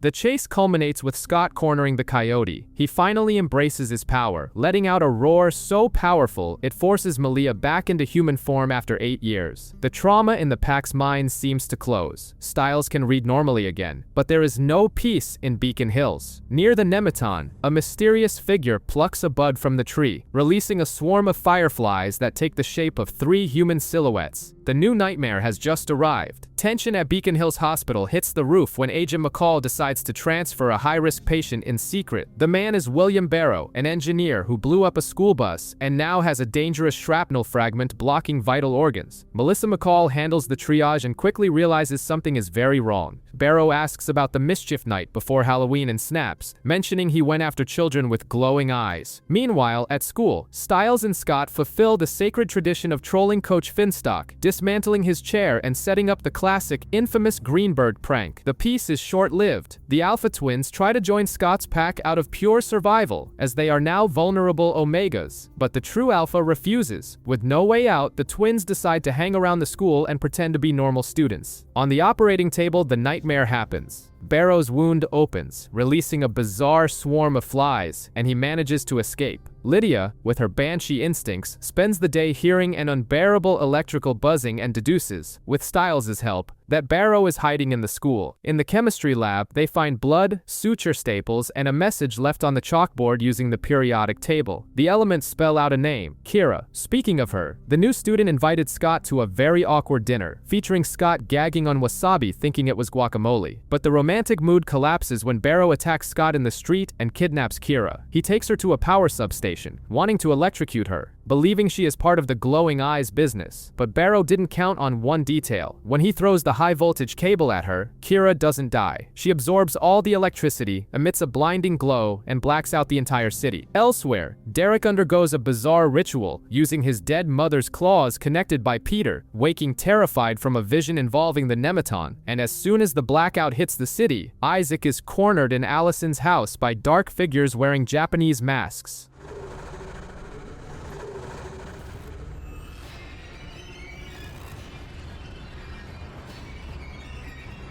Darkness has taken over the city after the blackout, and Halloween brings unwelcome guests. Isaac and Chris Argent are brutally attacked by shadow warriors with Japanese demon masks and glowing eyes that appear out of nowhere. The message is clear: something new and lethal has arrived in Beacon Hills. The next day, the school tries to function without power. Stiles' head is elsewhere, obsessed with a mysterious key that appeared on his keychain. Meanwhile, Kira discovers that the photos she took with a flash show a flaming fox aura around her body. To prevent Agent McCall's police from confiscating the evidence, she and Scott break into the station using Stiles' cloned keycards and manage to charge the phone and delete the files. Taking advantage of the citywide blackout, the group decides to improvise the traditional Halloween party in an unusual place, Derek's loft. Because teenagers always think invading a grouchy werewolf space is an excellent idea. The party glows under black lights, and things heat up between Isaac and Allison during a body painting session. The spark ends when she notices a bizarre mark on his neck, a reversed number 5. They soon realize Ethan has the exact same mark. Outside, the situation spirals. The demonic warriors begin to sprout from the shadows. They corner Lydia, silencing her banshee scream with their hands, and leave the same sinister mark on her and Aiden. Derek, who spent the night terrifying trick-or-treaters, returns and drives the crowd out of his house with a terrifying roar. When the monsters surround Scott and Derek, pulling swords out of their own bodies, the confrontation looks deadly, but they turn to smoke as soon as the first rays of sunlight touch the ground. In a calmer but much more terrifying setting, Stiles finally discovers the use of his mysterious key. It opens the exact chemistry room where Barrow was hiding. He grabs a piece of chalk, repeats the writing from the chalkboard, and realizes the handwriting is identical. Stiles himself wrote the message sending the killer after Kira. Chris Argent has a story to tell. In the past, during an arms deal with the Yakuza, demonic ninjas appeared and sliced up the crime boss. Chris only survived because he shot the mask of one of them, revealing there was no face behind it, only darkness. What was behind the mask? Darkness. Absolute darkness. The survivor he saved, Silverfinger, is the only lead on these bizarre warriors. Scott tries to handle all this while hiding Kira at his house. He even uses mountain ash to seal the place, but the plan backfires when his father shows up unexpectedly. The ninjas, known as Oni, invade the house, stab Agent McCall mercilessly, and force their way in. The detail? Kira can't cross the barrier. It's confirmed. She is a kitsune, a fox spirit. Elsewhere, Chris, Allison, and Isaac corner Silverfinger after faking an arms deal. The old mobster spills the beans. The Oni are like a tsunami, impossible to stop. They are hunting a Nogitsune, a dark spirit that possesses a host and feeds on pain and chaos. The real tragedy, however, is Stiles. The guy is falling apart. He confesses to Scott that he thinks he was responsible for Barrow's terrorist attack. At the hospital, Melissa McCall tries to treat his panic attacks and insomnia, but the symptoms match exactly with the incurable disease that killed the boy's mother. When the Oni finally break the barrier at Scott's house, the tension reaches its limit, but they merely mark the werewolf and Kira on the neck, confirming they are not possessed, and leave. But at the hospital, the game changes. Stiles, supposedly asleep, gets up and comes face to face with an Oni in the hallway. With the coldness of a classic horror villain, he simply reaches into the demon's chest, pulls out a firefly, and crushes it. When Scott comes to get him shortly after, Stiles acts as if nothing happened, but we already know the truth. The Nogitsune has found its host. Scott's phone rings in the middle of the night. It's Stiles, whispering, terrified, with his leg caught in a bear trap in a freezing basement. The detail that breaks anyone. He begs Scott not to tell the sheriff because his father already worries too much about him. The rescue begins in a state of desperation. Scott, Isaac, Lydia, and Aiden storm Stiles' room and find a serial killer's setup. The walls are covered with photos and red strings forming a bizarre web connected to scissors on the bed. Lydia, with her banshee instincts, hears voices guiding the group to Eichen House, the town's psychiatric clinic. But surprise, he's not there. Meanwhile, Stiles is hallucinating from the cold. A man with his face covered in bandages appears in the shadows. It's not a rescue, it's the Nogitsune. He tortures Stiles psychologically, posing impossible riddles and moving the trap from one leg to the other like a sick magic trick. The demon wants to break his mind. Eventually, Stiles is found by Scott's mother and the sheriff in the middle of the woods.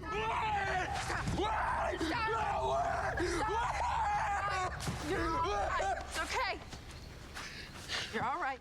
He is taken straight to the hospital, where the family's worst fear is confirmed. He needs an MRI because everything points to him having frontotemporal dementia, the same disease that took his mother. Scott, in a moment of pure friendship, promises he will find a way to save him, even if he has to use the Alpha Bite. But Derek and Scott discover something terrifying on the hospital roof. Stiles' stress wasn't just fear. He was fighting himself to keep from hurting his friends, and during that struggle, he sabotaged the high-voltage power cables. Inside the MRI machine, Stiles' mind loses the war. The Nogitsune screams the final riddle. What does everyone have but no one can lose? The answer is a shadow. The bandaged man removes the wraps, and the face underneath is identical to Stiles's. The power goes out in the entire hospital. The power cable on the roof explodes, whipping directly at Kira outside. Meanwhile, the Stiles who walks out of the exam room no longer has anything of our sarcastic boy. He meets Kira's mother in the elevator, who threatens him with the Oni. His diabolical smile in response leaves a very clear message. Beacon Hills has no idea what kind of monster just woke up. In a house crawling with Yakuza, the crime boss is in a rage because his pet wolf is sick. Dr. Deaton arrives to resolve the situation. He notices the animal was affected by a neon green lichen in the garden, growing exactly where a Nogitsune's blood fell years ago. With the composure of someone who has mastered every situation, Deaton paralyzes the mob boss using his own briefcase and harvests the plant, warning that a fox is hiding within a teenager and he intends to poison it. At the hospital, a high-voltage power line snaps and seemingly takes on a life of its own, attacking Kira. The chaos leads to a severe accident, electrocuting a driver and shortly after, Isaac. In a moment worthy of a comic book heroine, Kira grabs the live wire. Her eyes glow as she absorbs the energy, saving the day, but Isaac is left with severe burns that refuse to heal. Stiles has been missing for 48 hours. When he is finally found in the school basement, surrounded by power grid blueprints and tools, the realization hits. He's been busy. The group rushes to the school's cross-country trail, where Coach falls victim to one of Stiles' traps, taking an arrow to the stomach. Scott must use his powers to take away his pain, something the young Alpha has been doing all day. The chaos doesn't stop. At the police station, a suspicious box reveals a bomb planted by the Nogitsune is about to detonate. Derek and Argent barely have time to react before the blast.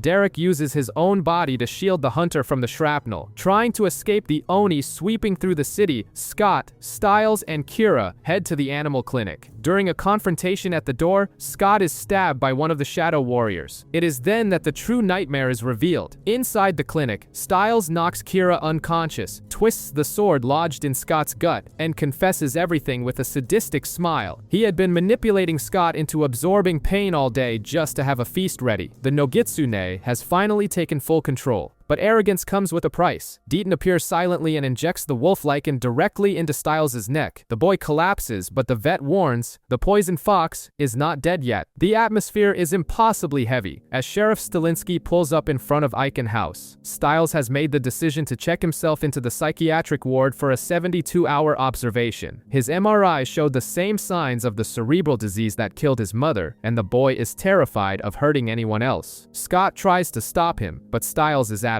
The moment the sheriff leaves, making up an irrational excuse about getting a pillow just so he doesn't break down in front of his son is heartbreaking. Inside, the place lives up to its reputation as a horror movie asylum. Right away, Stiles witnesses a patient hang himself while reciting a riddle, with the Nogitsune watching from the crowd of patients.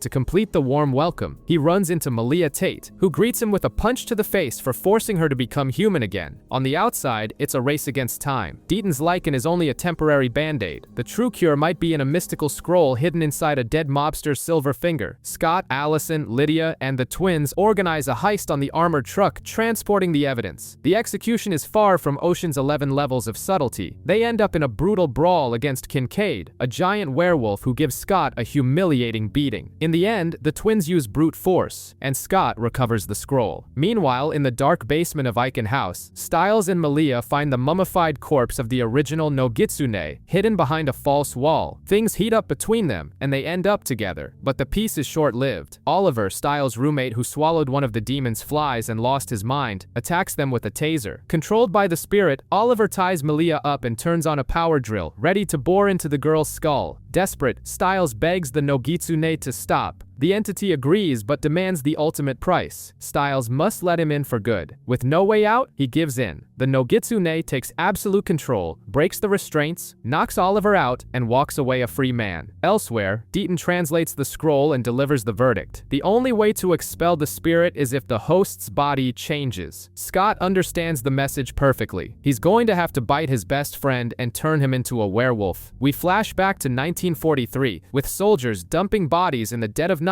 and trading riddles to pass the time. The atmosphere is already grim, but it takes a turn for the worse when a bandaged figure rises from the pile of corpses. The monster answers the riddle in the most horrific way possible, by ripping the soldier's head off. Quite the terrifying calling card. In the present, the Nogitsune, using Styles' body, decides to terrorize Kira's father, forcing him to swallow a live fly. You'll talk.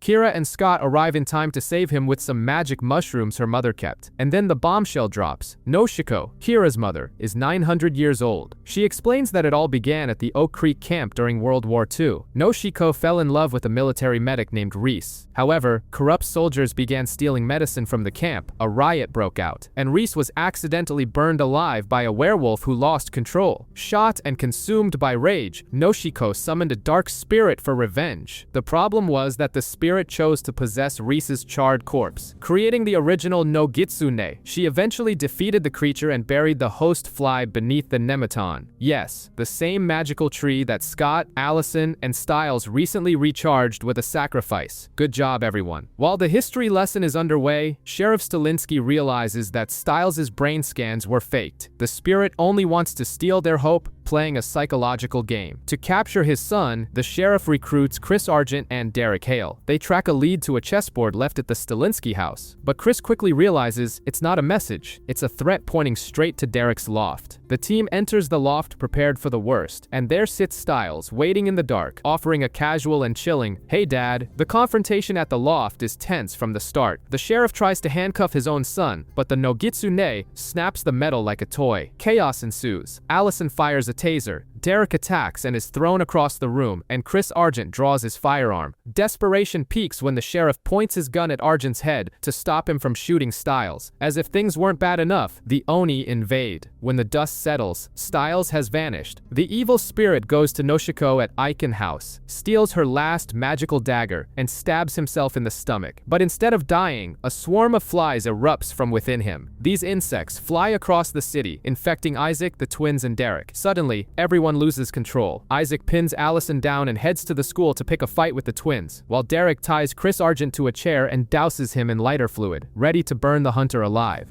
In fact, I'll burn the whole building down around you. While the infected wreak havoc, the main group manages to capture Styles' body, and Deaton uses Kinema Venom to paralyze him. The only way out now is an Inception-style trip. With Peter Hale's reluctant help, Scott and Lydia sink their claws into their friend's neck to enter his mind. Inside, his subconscious tries to trap them in illusions of the past, but they break free and find Styles playing the board game Go with the Nogitsune atop the Nematon. Scott lets out an alpha roar that shatters the trance. Styles hears it and flips the board. In the real world, the fly spell is broken, saving Derek, Isaac, and the twins just moments before disaster. Back in reality, Styles wakes up gagging and vomits up a staggering amount of bandages. A bandaged figure crawls out of the pile and tries to attack. Scott holds the monster back, tears the bandages from its face, and discovers that this is the real Styles. The problem? The Nogitsune, still wearing the protagonist's face, has escaped, and to make matters worse, he took Lydia with him. Deaton starts the work by reaching down Isaac and the twins' throats to pull out the Nogitsune's flies. Now, the town's math has gone bizarre. There are two Styles. The original, physically wrecked on Scott's couch, and the evil spirit version who kidnapped Lydia. The Oni show up at the McCall house to check the real Styles. They leave their mark on him and vanish because the sun is rising. The truce is short-lived. They make it clear they'll be back at nightfall. Meanwhile, Noshiko tries to teach Kira the game of Go, explaining that the Nogitsune treats real life like a match, and the pieces are moving fast. In the woods, the twins are hit by a hail of wolfsbane-laced bullets. At school, the Banshee Meredith, who escaped the asylum and ended up in Coach's class, glass, warns that she can hear everyone screaming,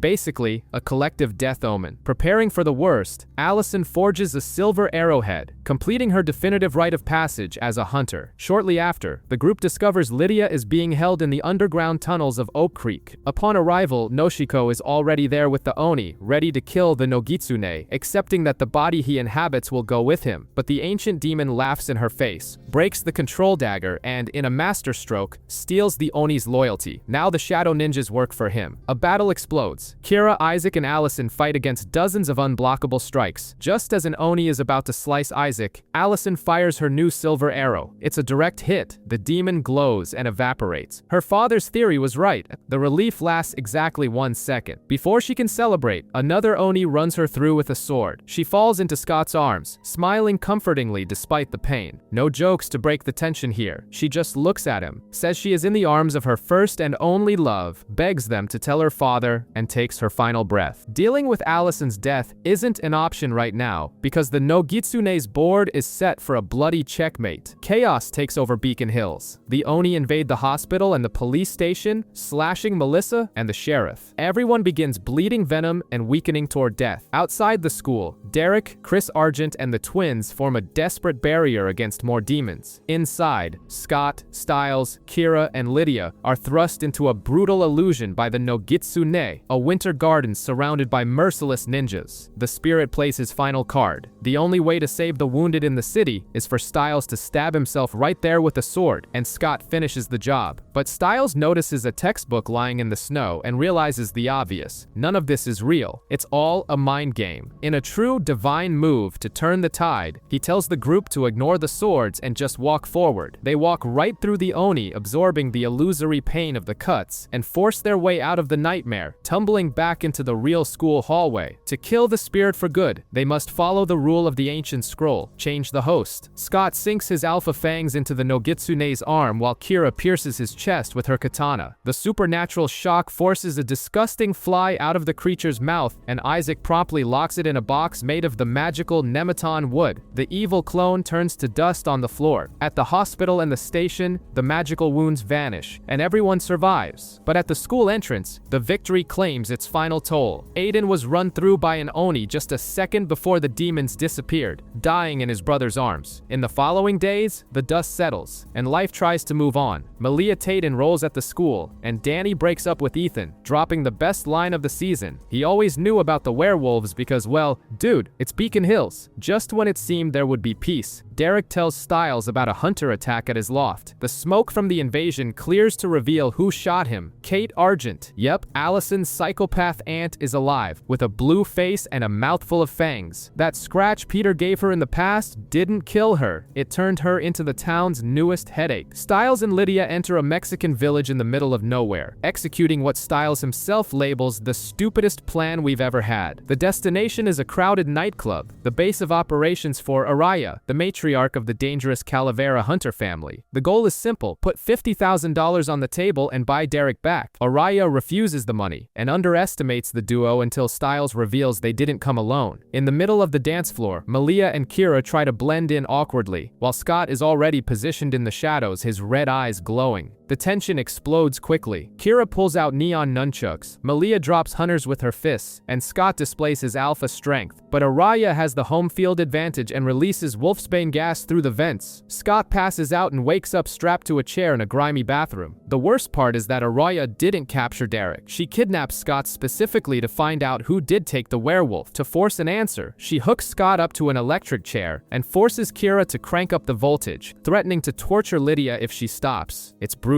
Pushed to his limit by the shocks, Scott puts the pieces together and finally says the name of the person who actually took Derek: Kate Argent. Apparently, Peter's claws didn't kill her for good, and now she's a shapeshifter on the run. Satisfied, Araya releases the pack and sends the mercenary Brayden to guide Scott to the ruins of a church built over an ancient Aztec temple. While Styles tries to fix the broken Jeep on the way, Malia and Kira are attacked in the dark by something extremely fast and sharp-clawed. Inside the ruins, Scott and Brayden hear growls and find a locked stone wall. Scott breaks the structure and pulls someone out. When Styles and the girls arrive, the shock is universal. It's Derek, but somehow he's been regressed into a 15-year-old. Dealing with a teenage Derek was not part of anyone's plan. Scott and the gang take him to Dr. Deaton, who who was completely baffled. The real problem is that Derek's mind has also regressed. He has no idea his family died in the fire. Confused and with his senses on high alert, he attacks the vet and flees. It's obvious where he'd go. Derek runs to the site of the old Hale mansion and finds only charred ruins. Before he can process the scene, he's intercepted by an ignorant cop with a taser and ends up at the police station, leaving Sheriff Stilinski on the verge of a breakdown, thinking the kids have started Back to the Future-style time traveling. To try and calm things down, Scott lies, saying the Hale family is alive and just moved away. Stiles takes Derek to Scott's house, but they run into Agent McCall. In a moment of pure desperation, Stiles introduces the boy as his cousin Miguel, recycling an old lie. But it doesn't last long. Scott's father mentions the tragic fire, and a furious Derek pins Stiles against the wall just as Kate Argent appears at the window, convincing the boy to run away with her. Scott and Malia go after Peter, and the resident expert in manipulation deduces the plan. Kate regressed Derek to a time when they were having an affair and he trusted her blindly. Since Kate is now a were-jaguar losing control and slaughtering innocents, she needs Derek to open the Hale family vault to retrieve an ancient artifact called the Triskelion, which she believes is the key to controlling her transformations. The vault is hidden beneath the school sign. As Kate and Derek enter, chaos erupts outside. Scott, Malia, and Kira try to face Kate's berserkers, massive warriors wearing bear skulls and bones, and take a colossal beating. Hearing the fight, Derek runs to help. In the heat of the struggle, his face begins to shift, and he returns to his adult form, but now with his eyes glowing yellow. Meanwhile, inside the vault, smoke grenades explode and someone escapes with a large briefcase. Peter arrives and reveals the bitter reality. The Triskelion was just a useless piece of metal. The entire attack was an elaborate distraction to steal $117 million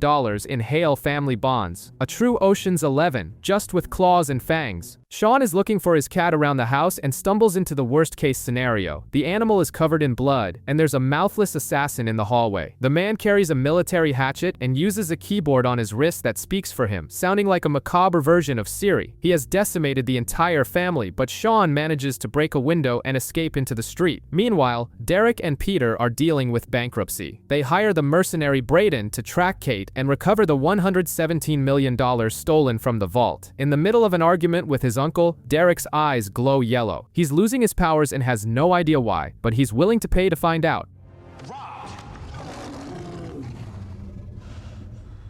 At school, Scott and Stiles have a different concern. A freshman named Liam is destroying everyone at lacrosse tryouts. Stiles, ever paranoid, deduces the kid has some supernatural advantage. The tension rises until Scott, trying to maintain his position on the team, plays too hard and ends up breaking Liam's ankle. His guilt skyrockets. The atmosphere gets even heavier when Lydia and Deputy Parrish go to investigate Sean's house and find a clandestine slaughterhouse. Dozens of human bodies are hanging in a freezer hidden behind a wall. The truth comes out. Sean and his family aren't helpless victims. They are Wendigos, cannibalistic shapeshifters, and Sean's appetite strikes right at the hospital. He attacks a cop and goes after Scott's mother and the recently injured Liam. The chase ends on the roof where Sean throws Liam over the edge. Scott rushes over and manages to grab the boy's arm, but his hands are slipping. With no other way to keep Liam from falling to his death, Scott sinks his teeth into the boy's arm. Before Scott can process that he just turned a teenager, the mouthless assassin emerges from the shadows. He buries his hatchet in Sean's back, signals for Scott to be silent, and simply walks away. With a newly bitten teenager on their hands, Scott and Stiles do what any rational pair would do. They wrap Liam in duct tape and lock him in the bathtub. The plan is an absolute disaster. Liam breaks free, hurls a chair at them, and flees in a rage. His broken ankle now completely healed. It's official, they have a werewolf pup on the loose, and the full moon is coming. The pack decides to lure Liam to Lydia's family lake house for an intervention. Kira uses her awkward charm to invite him, but the plan backfires when the freshman's friends spread the word. Within hours, what was supposed to be a containment turns into a massive party. Logistics become a nightmare. While the crowd drinks upstairs, Scott and Kira struggle to hold down a transformed and out-of-control Liam in the boathouse. Naturally, the chains don't hold. The boy escapes into the woods, and Scott gives chase. With Chris Argent's surgical help using ultrasonic emitters, they corner Liam. The boy cries, terrified, thinking he's a monster. Scott assumes his true alpha stance, eyes glowing red, and reassures him he's not a monster, he's a werewolf.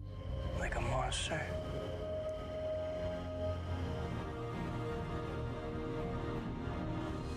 In the basement of the same house, Stiles spends the full moon calming Malia. Instead of running when she breaks her chains and loses control, he stays, using only his voice and her trust to bring her back to human form. But the real danger is mixed in with the party guests. The beer delivery guy, who happened to be a werewolf, is brutally decapitated by Violet, a seemingly harmless freshman using a lethal thermo-wire necklace. She and her boyfriend Garrett receive a notification on their phones confirming payment for the kill. The transfer comes from someone called the Benefactor, high school hitmen. Speaking of killers, the Mute attacks Peter with a hatchet to the chest and later tries to ambush Derek and the sheriff at the school. The tactic doesn't last long. Peter emerges bleeding and shreds the Mute with his bare hands. Old habits die hard. Away from the chaos, Lydia investigates her math notes, which look like scribbles but are actually a complex code. Locked in an isolated room, listening to the sounds of an old record player, she finally cracks the security key. The password to break the code is the word Allison. A girl missing one of her hands flees desperately across the school campus at night. The smoking stump is a clear sign that things went south. She tries to hide, but Violet pursues her with eerie calm, spinning her thermo-wire necklace like a toy. The escape ends when Garrett appears in his truck, pretending to offer help, and stabs her. Their teamwork is impeccable, if you ignore the fact that they are high school assassins. Meanwhile, Stiles embraces his detective calling with an investigation board full of red strings. He and Scott piece it together with the sheriff. The password Allison unlocked 1/3 of a supernatural hit list. The numbers next to the names aren't codes. They are monetary values that add up to exactly the $117 million stolen from Derek's vault. Basically, someone is bankrolling a supernatural genocide in Beacon Hills. On the lacrosse field, things aren't much better. Liam has intermittent explosive disorder and is struggling against his own rage, which only worsens when Derek tests him in the locker room and pins him to the wall with zero effort. During a game against Devonford Prep, Stiles notices the marks on the last victim's body match perfectly with the tip of a lacrosse stick. The killer is on the field. The next target is Brett, a rival player who, surprise, is also a werewolf. He is poisoned by Garrett and Violet in the locker room. Violet tries to finish the job with her thermo-wire, but Scott arrives in time, grabs the glowing wire with his bare hands, and knocks the girl out. At the same time, Lydia deals with the frustration of not being able to control her banshee powers. She and Malia visit Meredith at Eichen House searching for answers. Meredith provides only the numbers 2436. It's Malia who uses the basic logic missing from the room. The numbers form a name on a phone keypad. She types Aiden, and the second part of the Deadpool is unlocked. Kate Argent is losing control. Flashbacks reveal that weeks ago, she received a mysterious cassette tape detailing the Hale family's training methods. In the present, her attempt to squeeze answers out of other assassins ends in a bloodbath where she shifts and slaughters everyone. Patience is not the new Kate's strong suit. At the station, Deputy Parrish arrests Violet. Amidst the chaos of the newly discovered hit lists, Parrish finds out his own head is worth $5 million. It's quite the reality check for someone making $40,000 a year. But Garrett isn't about to let his girlfriend stay locked up. He hits Scott where it hurts most. He poisons Liam with Wolfsbane, throws the boy down a deep well in the woods, and demands Scott help him hijack the police transport van carrying Violet. With no other choice, Scott tries to intercept the vehicle driven by his own father and the sheriff. However, a berserker gets there first, flips the van, and impales Garrett like a kebab. The boy's arrogance ends there, but Scott is now left with no idea where Liam is. While Derek and Malia find Brett's pack completely massacred in the woods, Lydia tries to get the final cipher key from Meredith. The Eichen House Banshee refuses to help, panics, and lets out a scream so powerful it makes Lydia's ears bleed. Shortly after, Parrish calls with heavy news. Meredith has committed suicide. Still in shock, Stiles and Lydia deduce that the third password isn't the name of someone who has already died, but someone about to die. They type Derek. The final list opens, revealing names like Malia, Liam, and Meredith herself. At the bottom of the well, Liam is losing strength and is on the verge of drowning. Just as his hand slips from the rock, Scott grabs him and pulls him out. Tired of seeing the body count rise, Scott makes an absolute promise. No one else on that list is going to die. Meanwhile, in the city sewers, Peter Hale finds Kate. Noticing her struggle to contain her shift, he offers a deal. He will teach her control, and she will help him recover what he wants most: power. A quarantine tent, a werewolf drooling black ichor, and a man in a lab coat listening to a tape tape about the benefactor's wire transfers. The rule is clear: no visual confirmation, no payment. Scott and Stiles are listening to the same tape, trying to decide what to do with the gym bag full of cash they found. Scott, with his moral compass always pointing north, wants to return it all to Derek. Stiles points out the money also belongs to Peter, which complicates things. But the argument dies when Malia enters with terrible news. Satomi's pack has been exterminated. The weekend arrives, but instead of hunting assassins, the gang has to take the PSATs. Everyone leaves a fingerprint in a security inkwell and hands over their phones. The test proctor? The same guy in the lab coat. Yes, the chemist. In the middle of the exam, a student collapses with spots on her skin. Within minutes, CDC agents storm the high school and turn the place into a quarantine zone. No one gets in, no one gets out. Meanwhile, Satomi shows up at Deaton's clinic with one of her betas sick. The diagnosis is terrifying: a modified version of canine distemper, specifically engineered to kill werewolves. Inside the school, the clock is ticking. Scott, Stiles, Malia, and Kira begin to lose their control and their sight. They lock themselves in the Hale family vault in the basement to avoid being discovered. Stiles, despite being human, also falls ill and eventually solves the mystery of the contamination: the ink where everyone placed their thumb. The chemist corners Stiles in the locker room and starts a countdown with a gun to his head. But before the fatal shot, Scott's father appears and puts a bullet in the assassin's forehead. Perfect timing. The cure turns out to be the tea Satomi used to drink, made from reishi mushrooms. Luckily, there's a jar full of them in the vault. Scott manages to break the glass, releasing the spores and healing the group instantly. But it doesn't all end well. Malia looks through Stiles' jacket, finds the benefactor's hit list, and sees her name registered as Malia Hale. Without saying a word, she turns her back and walks away.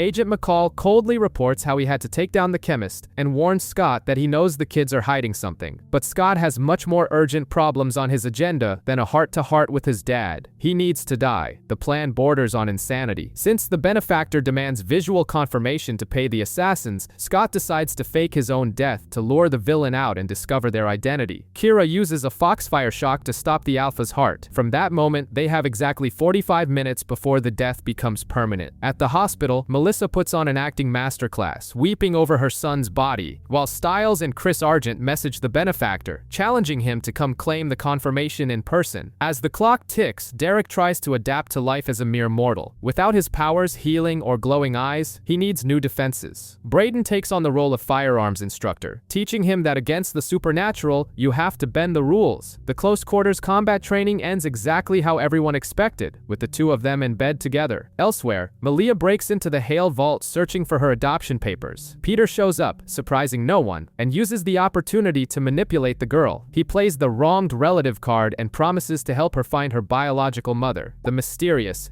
Desert Wolf. Back at the hospital, the plan falls apart. The power goes out and Kate Argent storms the place accompanied by her berserkers. Liam and Kira try to hold the creatures off on the roof but get badly beaten. Meanwhile, Scott is trapped in a macabre hallucinatory coma. In the dream, he is controlled by the mute and ends up losing control, brutally attacking his own beta. His predatory side is evolving, and not in a good way. Kira manages to wake Scott in time, but her mother ends up seriously injured in the process. The worst part, the benefactor never even showed up. Kate just wanted to steal the body for herself. This raises an obvious suspicion. If the villain doesn't need to go to the crime scene to see the body, how do they confirm the deaths? Kira cracks the code. A banshee. At the lake house, Lydia discovers the entire property is sealed with mountain ash. Her mother hands her a note that was supposedly the last thing her grandmother wrote before dying. The paper is full of the benefactor's code. The redhead connects the dots and asks the bone-chilling question, is her grandmother actually dead? Parrish wakes up tied to the steering wheel of his own cruiser. Even worse, his fellow officer, Hay, is drenching the car in gasoline. Hay wants the benefactor's $5 million reward and couldn't care less about thin blue line loyalty. He drops the lighter, and the car is engulfed in flames. But Parrish doesn't die. Charred and blackened, looking like something out of the Terminator, he walks into the station and beats the hell out of Hay. In the middle of the scuffle, a shot hits Sheriff Stilinski in the shoulder. At the hospital, medical bills become a nightmare for Stiles, who knows his father is drowning in debt because of everything that's been happening. There's a touching father-son moment where Stiles makes it clear they need to look out for each other. Meanwhile, Scott and Derek try to explain the supernatural world to Parrish, who is completely lost, wanting to know what he is. Scott even flashes his alpha eyes to prove how serious things are. The hit list continues to update itself on the printers. Derek's name has mysteriously vanished. At Stiles' house, he and Lydia try to crack crack the final cipher. Lydia remembers her grandmother Lorraine used to read The Little Mermaid to her. They try the keyword Ariel, and it works. The new list reveals only the names of people who committed suicide at Eichen House. At the school bonfire, the situation spirals. The DJ plays a song with a bizarre frequency that leaves Scott, Malia, and Liam completely weak, exhibiting symptoms of intoxication. Event security guards, bought off by the benefactor, round the three up on the ground and prepare to burn them all alive. Luckily, Mason notices the sound trick and shuts down the generator, returning Scott's strength just in time for him to crush a guard's hand. Braden and Derek arrive right behind him to finish the job. At Eichen House, Lydia and Stiles bribe orderly Brunsky to see old files but end up tied up. Brunsky confesses he murdered Lydia's grandmother and prepares to kill them too. Parrish arrives guns blazing and saves the day. Lydia is certain she solved the puzzle and that Brunsky is the benefactor, until a voice emerges from the shadows. Meredith, alive and well, saying no, he was just a bad person. He's not the benefactor. No, but he was a bad person. With Meredith revealed as the mastermind, the chaos is far from over. Assassins continue to hunt werewolves across town, and Kira has to slice arrows out of the air with her sword to save Brett and his sister on the lacrosse field. Scott shelters Satomi's pack at the veterinary clinic to keep them safe. Chris Argent nearly shoots them at a warehouse, but proving he really has changed sides, decides to help protect them from the army of hunters set to attack that night. At the hospital, Stiles is stuck getting tests he can't afford. Malia pays him a visit and the atmosphere is tense. They have a sincere conversation about him hiding the fact that Peter Hale is her biological father. Slowly, their guards drop, they make up with a kiss, and head to Lydia's grandmother's lake house to investigate a lead they found on a cassette tape. At the station, Lydia tries to pry answers out of Meredith, who demands to speak with Peter. When Hale arrives, Meredith touches him, and the season's biggest plot twist occurs. We discover that years ago, the two shared the same hospital. While Peter was in a coma, his body scorched from the fire, he spent his days in a mental delirium of vengeance, promising to eliminate the weak and create a superior race. He planned every detail of the benefactor, the list, and the payments inside his own head. The problem? Meredith was in the room next door, and being a banshee, she heard everything. She absorbed the lunatic's plan, and years later, put it into practice herself. Peter is shocked. After all, he didn't even remember thinking it. The sheriff even points a gun at him. But how do you arrest someone for a thought crime committed while in a coma? Peter walks away scot-free. At the warehouse, the shootout is intense. Chris, Derek, and Braden hold off dozens of assassins. Scott loses control so much while fighting one of them that his wolf face becomes incredibly monstrous, but he manages to pull back at the last second, sparing the man's life. At the lake house, Stiles and Malia find ancient servers hidden in the wall. They break an old wine bottle, find a hidden key inside, and shut down the machines. Immediately, the assassins' phones chirp. Contracts terminated. The war is over, or almost. In the underground tunnels, Peter finds Kate Argent. She praises how all his pieces fell perfectly into place in the end. He smiles. After all, his endgame remains the same. Kill Scott McCall. When I'm this close to killing Scott McCall.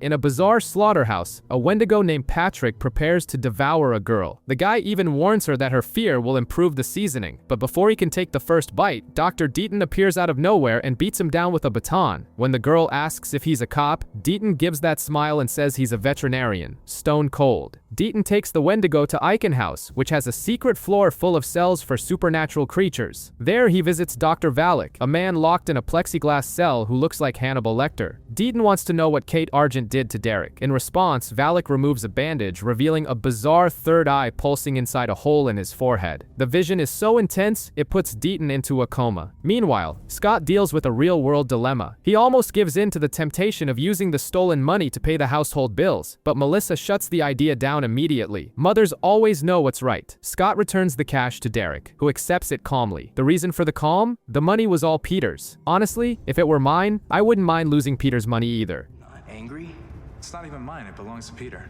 Where's your money? The peace is short-lived. Scott prepares a romantic date for Kira at the loft, with hanging lights and an attempt to watch Star Wars. But Kate and one of her berserkers storm the place, beat them both up, and kidnap them. Kate wants to know why some random teenager destroyed her family's hunter empire. The rest of the pack isn't faring any better. Liam is suffering from severe PTSD, hallucinating berserkers even in the middle of a lacrosse game. And Peter, of course, continues to be himself. He impales Chris Argent against a sewer wall and tries to manipulate Malia into killing Kate. In the end, Scott wakes up in Mexico, trapped in an ancient church. Kate decides the best way to break him is to turn him into the very thing his friends hunt. She forces a bear skull onto his face, and Scott McCall becomes the newest berserker on the block. Kira wakes up in a cell full of bones, escapes, but runs right into a berserker. The terrifying detail? The monster has Scott's tattoos. Kate really did transform the boy. To prove her control, she makes the berserker Scott stab his own girlfriend. In Beacon Hills, the rescue mission takes shape. Stiles, Malia, Derek, Peter, Liam, and Braden take a stolen prisoner transport van and head for Mexico. The trip is tense, as it's a full moon, and Liam is chained in the back, about to lose control. Derek tries a control mantra that fails miserably. Saving the day is Stiles, using a Hail Family Buddhist mantra: the sun, the moon, the truth. Liam calms down instantly. At the school, Lydia and Mason are cornered by another berserker. The situation looks dire until Sheriff Stilinski shows up. He simply tosses a claymore mine at the monster and blows the whole thing to kingdom come. Never underestimate a dad equipped with a tactical arsenal. Arriving at La Iglesia, chaos explodes. Derek is ambushed by a berserker, falls gravely wounded, and tells Stiles to go in and save Scott. Inside, the pack is forced to fight their transformed friend. Malia almost delivers the fatal blow, but Stiles stops her. In the end, it's Liam who reaches Scott's humanity, reminding him that he is not a monster.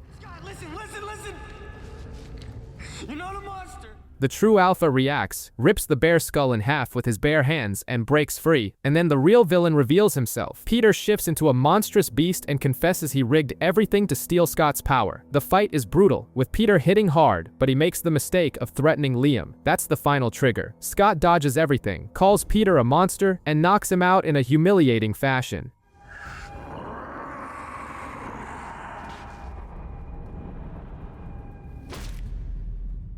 Outside, a surprise. Derek didn't die. He evolved. Derek gains the ability to shift into a full black wolf and tears apart the remaining berserker. Kate manages to escape, and Chris Argent joins the Calaveras to hunt her down. The dust settles. Peter earns a permanent stay at Eichen House, locked in the same cell as Dr. Valak. And when Valak reveals his bizarre third eye, Peter's desperate screams are the perfect soundtrack to end the madness. In the bowels of Eichen House, Lydia is playing a survival game, feigning catatonia, while a sadistic orderly prepares an injection to knock her out for good. But she's not the helpless girl anymore. Lydia awakens and, out of nowhere, unleashes martial arts skills mixed with a sonic scream that hurls guards down the hallways.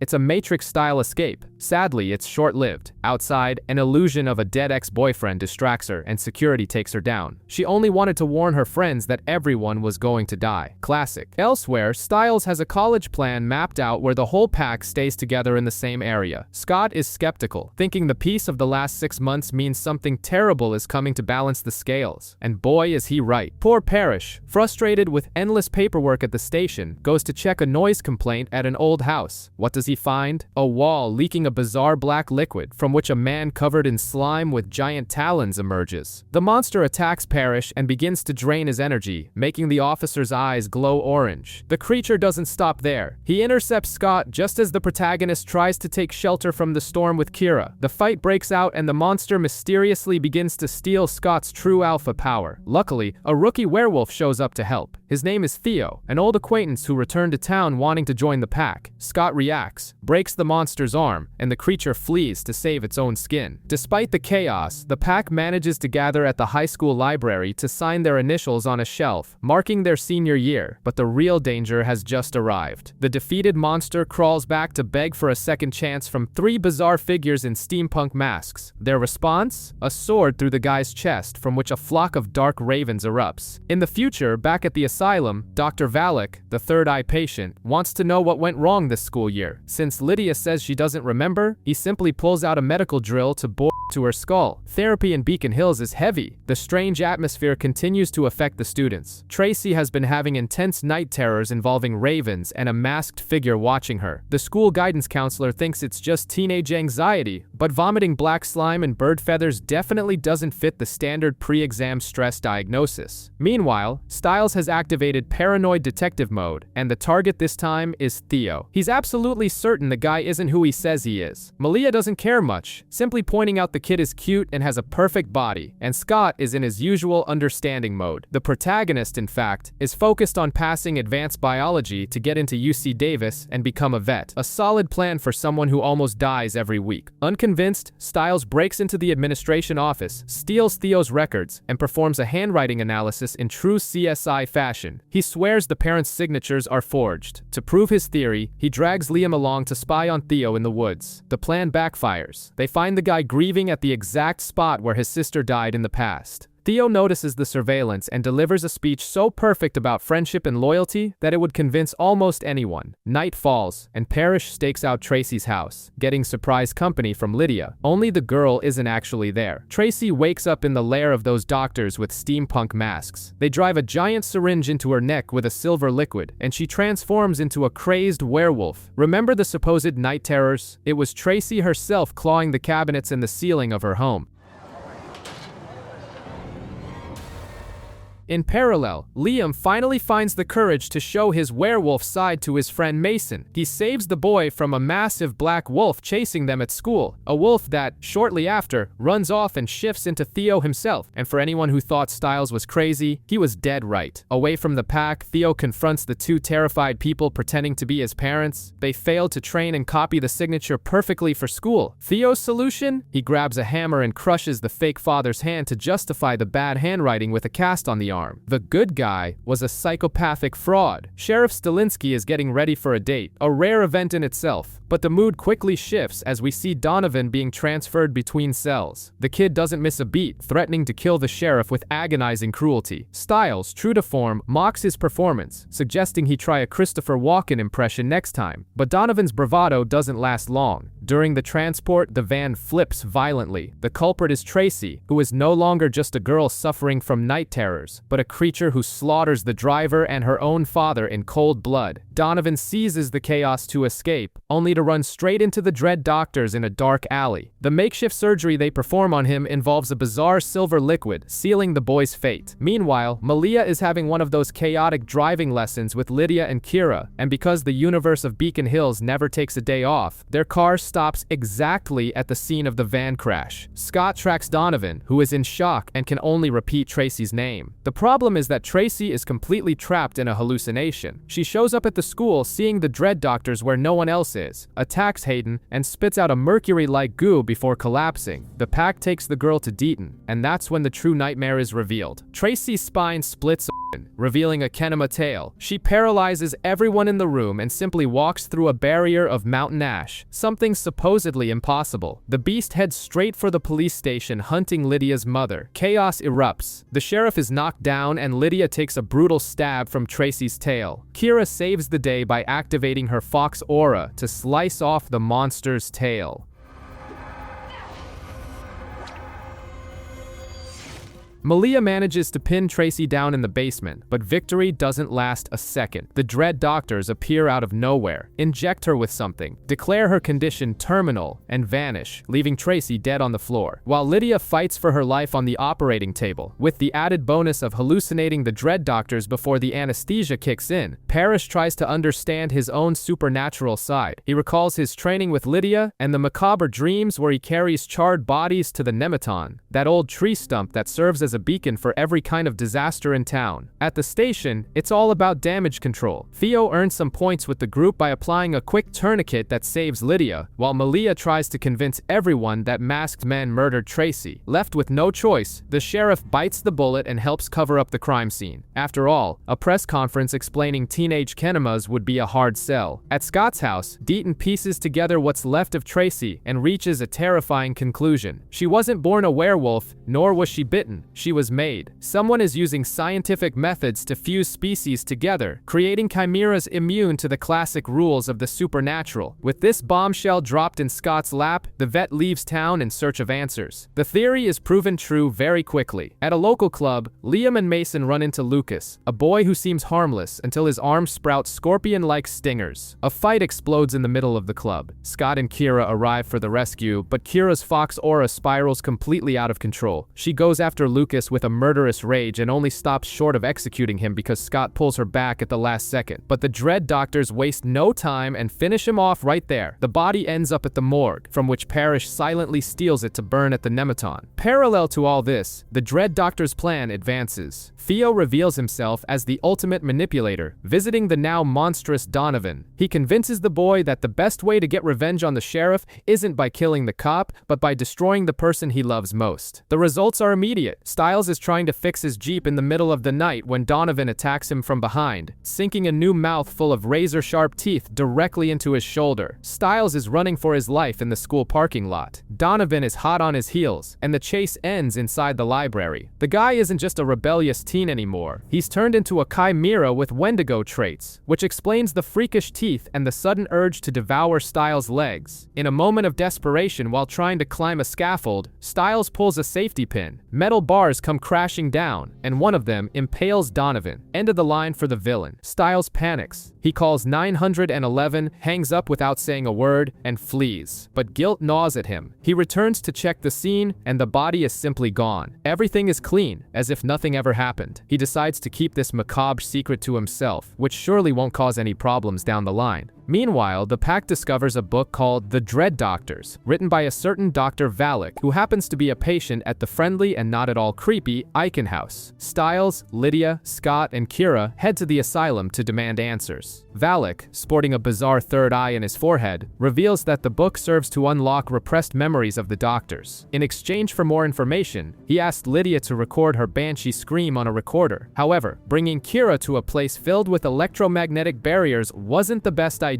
Her fox powers short-circuit, frying the asylum's security system. It's the perfect invitation. The Dread Doctors stroll through the hallways, ignore the teenagers, and go straight for Valak, ripping out his third eye without ceremony. At least Lydia's scream paid off. Valak uses the recording to shatter his cell's glass and plot his escape. Reading the book starts to take its toll on the pack, and not in a pleasant way. The goal was to remember if the doctors had ever paid them an unwanted visit, but the book ends up unearthing much worse traumas. Lydia has a disturbing vision of her grandmother in a bathtub at Eichen House with a bloody hole in her head. Scott suffers a brutal asthma attack in the middle of class as he relives the death of his childhood dog. Messing with the mind is never a walk in the park, but Stiles gets the worst of it. At the hospital, he falls into a deep trance and follows a hallucination of his own mother to the roof. His mind projects an extremely painful memory of when she suffered from dementia and, in the midst of paranoia, accused 10-year-old Stiles of trying to kill her. It's a heavy scene, narrated bluntly by his own subconscious.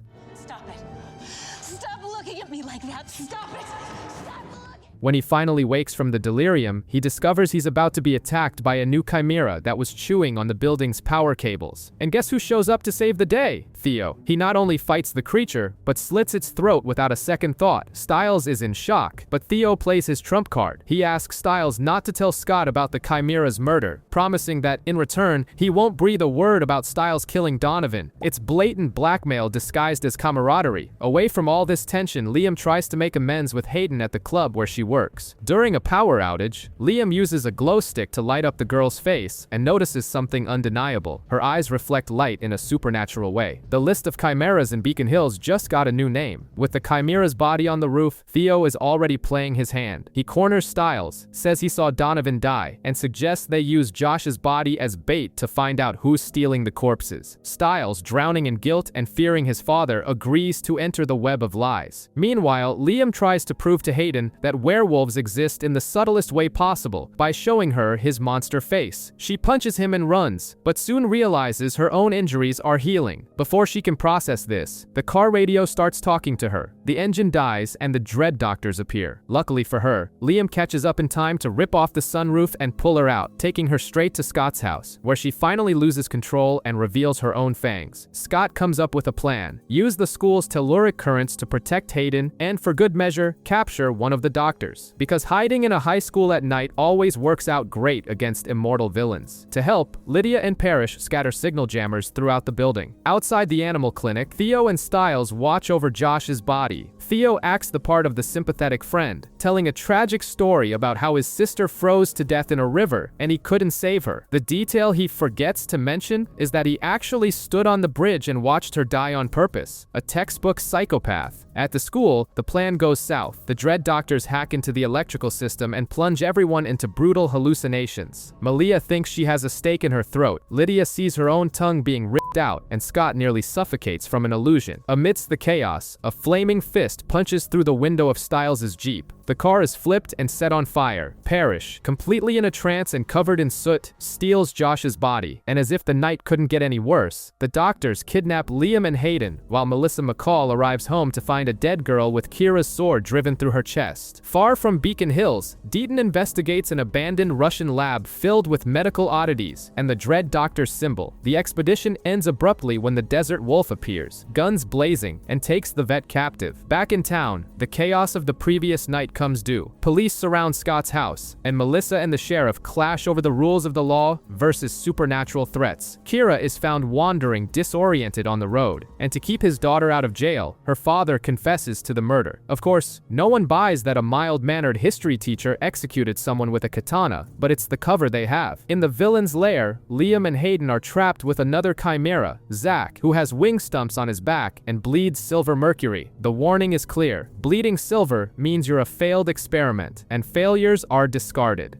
Desperate to find his friends, Scott takes a drastic step. He sinks his claws into Corey's neck to forcibly rip out his memories. The invasive method works, revealing the hideout is at a water treatment plant, but the aggression further alienates the Alpha from his own pack. At the hospital, the sheriff tries to protect the last Chimera body, ignoring Stiles' warnings. Suddenly, the pipes explode with jets of scalding steam. An invulnerable figure walks through the police with ease and takes the corpse. Putting the pieces together, Stiles shows the badge to Lydia and nails the truth. The body snatcher is Parrish, and he's taking them all to the Nematon. In the plant's tunnels, Scott can't pick up Liam's scent. Theo saves the day. He finds the cells, ignores the electric fence, and pulls Liam and Hayden out, earning precious trust points with the group. Struggling with herself, Kira finally reads the doctor's book backwards and remembers they experimented on her. Realizing the fox spirit is out of control, she packs her bags and leaves town. And as Scott watches his pack crumble, the Desert Wolf interrogates Deaton with a single goal: to confirm if Malia is alive so she can kill her again. The atmosphere in Beacon Hills is heavy. 5 days have passed since the last mess, and Scott's pack can barely look each other in the eye. It's that uncomfortable silence of people keeping too many secrets, and Scott's asthma is worse than ever. The police are hunting chimeras, and Sheriff Stilinski, armed with a UV light, begins finding traces of mercury around the school. He already suspects Stiles and Theo are involved. Speaking of Theo, the guy deserves an Oscar for Best Supporting Actor. He sits in front of the sheriff, cries fake tears, and invents a story that he killed Donovan to protect Stiles. The sheriff buys it instantly, and even hugs the psychopath. Meanwhile, the Dread Doctors continue their bizarre routine. They agree to let Hayden live only until the supermoon. Others aren't so lucky. Corey is executed by the surgeon at the hospital, and another chimera has its neck snapped right in front of Malia. The situation spirals completely out of control when the doctors attack Liam and Hayden at a club. Scott and Theo try to help but get beaten shamefully. The villains inject Hayden with something, and she begins to die, bleeding mercury. This leads us to the most painful moment yet. In the rain, outside the clinic, Scott and Stiles finally confront each other. But thanks to Theo's lie, they are speaking two different languages. Scott thinks his best friend beat someone to death out of pure aggression. Stiles thinks Scott knows it was self-defense and is judging him for not being a perfect true alpha. It's the kind of tragic misunderstanding that destroys friendships. Scott turns his back, leaving Stiles alone in the rain. Inside, Liam holds Hayden in his arms, begging Scott to bite her and save her. But looking at the girl's state, Scott makes the worst possible decision for a love-struck teenager. He says no. no. Scott's refusal throws Liam into an abyss of hatred, and with the supermoon shining in the sky, it's a recipe for disaster. While Melissa desperately tries to clear the mercury from Hayden's blood, the pack continues to fracture. Stiles, at his breaking point, finally loses his temper with his broken Jeep and hurls his bloody wrench right through the windshield. Theo's master plan finally kicks into gear, and it's brutal. He lures Scott to the library and traps him in a circle of mountain ash. How? Theo reveals he is the first chimera, part coyote, which means supernatural rules simply don't apply to him. To make matters worse, he confesses that the asthma inhaler Scott has been using non-stop was laced with wolfsbane. The Alpha was literally poisoning himself this entire time. Weakened and trapped, Scott becomes easy prey when a Liam blinded by supermoon rage appears. The boy beats his own Alpha mercilessly. Scott refuses to fight back with lethal force, taking the beating until the very end, which is only averted because Mason runs into the library and screams the worst possible news. Hayden is dead. Liam flees, devastated, leaving Scott bleeding on the floor. It's the perfect scenario for Theo, who walks in calmly, sinks his claws into Scott's abdomen, and kills him. The red glow of the Alpha's eyes fades out. Fortunately, Melissa McCall doesn't accept a death certificate so easily. She performs a desperate round of CPR on her son, and in a mother's pure desperation, screams for him to roar, and he comes back to life. But the damage is done.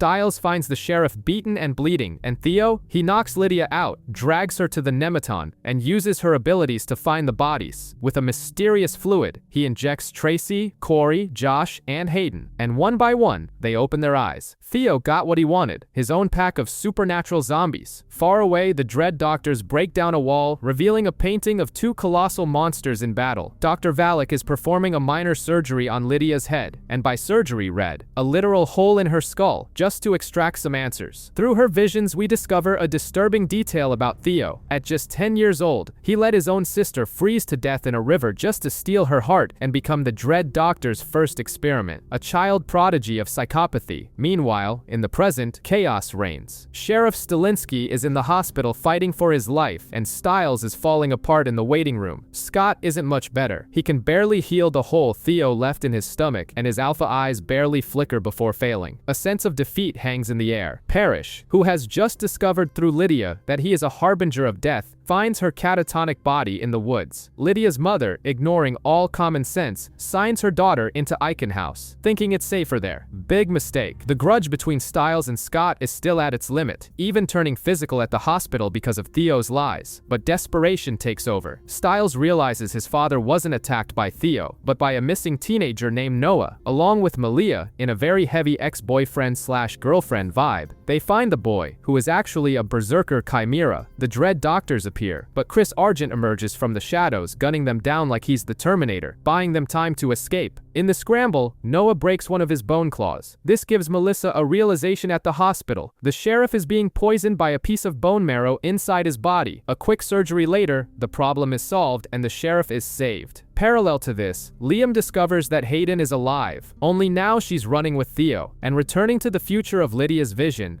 Theo's new zombie pack invades Icon House after her, not because they want a Banshee, but because she is the perfect bait to lure the Hellhound. And guess what? A flaming Parrish shows up right on time. Terror in Beacon Hills doesn't take vacations. A giant, absurdly fast creature slaughters a technician at a communication tower. Liam and Hayden nearly become the monster's snack, having to jump off a cliff to survive. The chemistry between the two is still there, but Hayden makes it clear that she now owes her life to Theo, who continues building his pack like a modern Frankenstein. He doesn't just order Tracy to murder a cop at the hospital. He uses car battery cables to recharge Josh's electrical powers. A very pragmatic leader. In the morgue, Stiles finally has the long overdue conversation with his father about Donovan's death. The sheriff earns the Father of the Year award. He says it was self-defense and that he'd burned the whole station down to protect his son. He advises Stiles to forgive Scott and focus on saving lives to balance the scales of guilt. While Malia and Brayden interrogate a Russian mercenary and discover the Desert Wolf has taken Dr. Deaton hostage, Scott and Stiles finally start acting like a duo again. Exploring the attacked communication tower, They find an underground tunnel. Down there, they come across the Latin phrase, damnatio memoriae. Styles, always the brains of the operation, deduces that the Dread Doctors didn't create a new creature. They resurrected an ancient monster. The investigative reunion is interrupted by Tracy, Josh, and Corey, forcing Scott to show his fangs. Theo appears playing peacemaker, saying they all need to focus on the bigger monster. Speaking of monsters, Chris Argent pays a visit to the ever-unpleasant Gerard. He gives the old man yellow wolfsbane to chew on, curing the black goo that was killing him. Gerard confirms the worst. The creature loose in the city is the legendary beast of Gévaudan. At Eichen House, Lydia's mind is invaded by Meredith, who promises to teach her how to use her own voice as a lethal weapon. And at the bottom of the tunnel, Scott draws his Pax symbol in the dirt. With Kira in the desert facing the Skinwalkers and the rest of the group scattered, the mission is now singular: get the family back together. In the New Mexico desert, Kira is having a terrible day. She and her mother face 3 armed Skinwalkers, and the girl ends up pinned to a rock with a spear. The warrior's warning is clear: if Kira doesn't learn to control the fox spirit, she will be forced to stay in the desert and become one of them forever. Meanwhile, Scott and Styles hit the road in the old Jeep toward the desert to rescue their friend, and halfway there, the conversation that needed to happen finally takes place. Styles opens up about Donovan's death, explaining it was self-defense, a freak accident with the metal structure. Scott understands perfectly and admits he should have insisted they talk that night. He even takes the blame for constantly putting the pack in harm's way. The weight on Styles' shoulders vanishes, and the original dynamic duo is back. In Beacon Hills, Theo and Tracy are in the school hallways hunting the beast. Theo, acting like the usual know-it-all, explains that the Dread Doctors resurrected a serial killer so brutal that history literally erased his name, a Roman practice called damnatio memoriae. The history lesson ends when the beast appears holding a severed head and lets out a roar capable of shaking the school walls. At Eichen House, Lydia remains trapped in her own mind. In her dreams, Meredith tries to teach her to use her voice as a weapon, but the nightmare worsens, and Lydia lets out a real-life scream that blows out the clinic's light bulbs.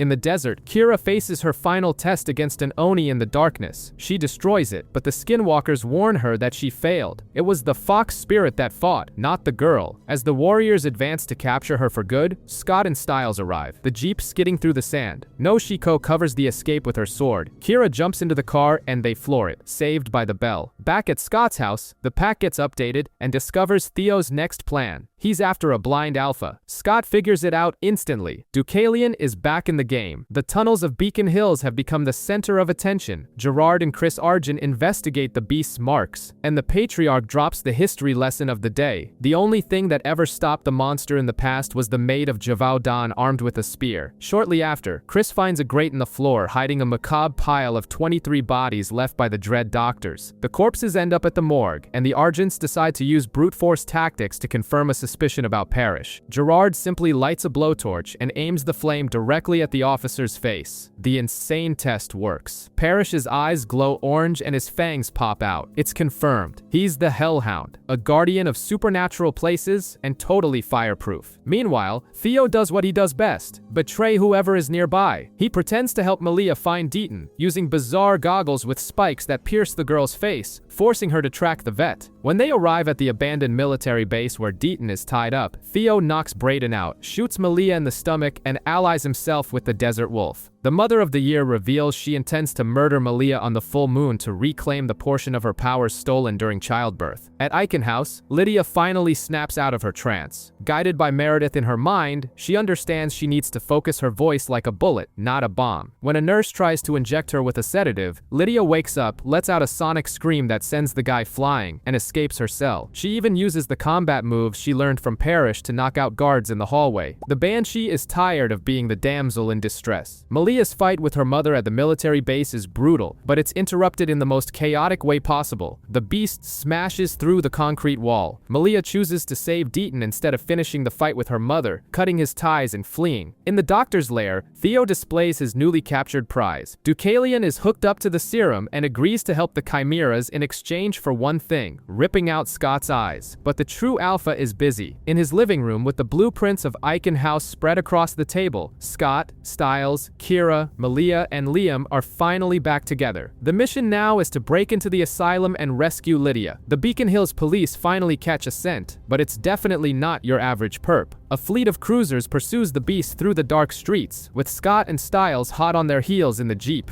Over the radio, the monster's destination becomes terrifyingly clear: the hospital. Melissa McCall is already evacuating patients when chaos erupts in the halls. A deafening crash echoes, and suddenly, Parrish, engulfed in flames, is hurled against a wall. But the most bizarre detail is what Scott finds next: bloody footprints on the floor that begin as monstrous claws and end as shoe prints. The beast isn't just a giant creature, it's someone walking among them. The problem is, the pack doesn't have time to play detective. Deaton discovers that Dr. Valak, the mad scientist from Eichenhaus, is using a gruesome technique to amplify powers. If he succeeds, Lydia's banshee scream will become a literal nuclear leak, killing everyone in the vicinity. Since the legal system is too slow to grant a release order, the group decides to do what they do best: orchestrate a high-stakes asylum break-in. The plan involves Kira triggering a brownout to reboot the security system, allowing Scott and Liam to escort Stiles to the closed wing. Since Mountain Ash blocks werewolves, Stiles is the only one who can go in to save the girl. Naturally, the theory is perfect. In practice, Kira can barely control the electricity without exploding bulbs in Malia's face, and everyone's nerves are fried. At the 0 hour, Parrish drives a morgue van in like a perfect Trojan horse. Kira struggles but manages to cut the power at the last second. The issue? Pushing through the Mountain Ash reinforced gate is nearly impossible for Scott and Liam. The solution? Liam tells Scott to beat him into a blind rage to tap into his strength. It works, and Stiles finally reaches the cell, but it's too late. Lydia already has a bleeding hole in her head, begging him to run. To make matters worse, Theo's pack invades the facility as well. The system reboots, trapping Kira and Malia, while Scott and Liam are cornered by guards armed with tasers. The tide only turns when Scott lets out a true alpha roar that echoes through the halls, reminding everyone who's actually in charge. Chaos at Eichenhaus hits its peak. Theo tries to take Lydia hostage, but a desperate Dr. Valak drives his drill into the Chimera's leg and drags the girl into the tunnels. Meanwhile, Parrish tears through the corridors like a true force of nature. Theo's pack tries to stop the Hellhound with claws, electricity, and fire, but Parrish simply tosses the Chimeras aside like rag dolls. With Stiles blocked by a locked door, things look grim. Scott and Liam find Meredith in a catatonic state, and Scott uses his claws to tap into her mind. Inside, the Banshee gives him the lowdown. She and the Hellhound are connected. Scott needs Parrish's fire to burn through the Mountain Ash and reach Lydia before her scream brings the entire building down. In the morgue, Kira is literally short-circuiting on the verge of an electrical explosion. In a moment of pure plot convenience, Josh absorbs her excess electricity while Malia drains the pain from a badly burned Corey. It's a rare moment of teamwork between enemies. In the tunnel, Stiles has to swallow his pride and team up with Theo to track Lydia. It's a good thing they hurry. Valak has the girl strapped to a chair and intends to force one of the Dread Doctor's masks onto her. He swears the beast is a teenager they know, and the mask would reveal their identity. But before it touches her face, Lydia loses control. Stiles breaks down the door, but Lydia begs him to run. That's when Parrish appears, melting the Mountain Ash right off the walls just by walking past. When the Banshee finally releases her lethal scream, the Hellhound wraps her in an embrace, absorbing the impact with his flames. The escape is cinematic. Lydia's mother even shows up to fry Tracy with a taser before the Chimera can try to snatch the girl again. Scott and Stiles race to the clinic in the Jeep, where Deaton injects mistletoe into the hole in Lydia's skull at the very last second. Her breath hitches. She squeezes Stiles' hand, and the nightmare finally ends. But Theo didn't leave empty-handed. He took Valak's mask, ready to discover the identity of the beast of Javaudan. Parrish is terrified by the thought that he's slaughtering people in his sleep. He asks Scott, Stiles, and Argent to shadow him during the night. But what they find at the high school is far worse. The trail of bodies leads to a school bus, where the beast of Javaudan is ripping a survivor in half. Parrish literally bursts into flames and charges the monster. As the threat grows, the pack needs a plan. Mason, proving he's the brains of the operation, connects the dots. The Dread Doctors are using high radio frequencies to force the beast's transformation, and the upcoming charity lacrosse game will be surrounded by news vans. It's a recipe for a massacre. The only way out is to cancel the game. Scott Scott and Styles head to the rehab clinic to convince Coach Finstock to forfeit. The coach bluntly admits he's faking his relapses just to stay institutionalized and avoid getting shot with another arrow. You can't argue with his logic, but he refuses to cancel the game. Left with no choice, the pack takes the field with a kamikaze strategy. Malia is tasked with destroying the news van antennas, while Mason and Corey search the players' buses for a blood-stained size 10 sneaker, the only clue to the beast's human identity. To make things worse, Kira loses control to the Fox spirit and starts brutalizing the opposing team, while the Desert Wolf chooses that exact moment to ambush Malia. Elsewhere, the Argents flash freeze Parrish to force the Hellhound to manifest. The entity claims Parrish is already dead and is merely a vessel, but Lydia isn't buying it. She gives him a reality check, warning that without the human, the Hellhound is done for too. The shock works. Parrish wakes up and shatters the ice chamber. Back on the field, time runs out. A TV tech manages to fix the van Malia broke. The frequency is activated. A howl pierces the speakers, and the beast emerges, storming the school and spreading total chaos. Liam, wait!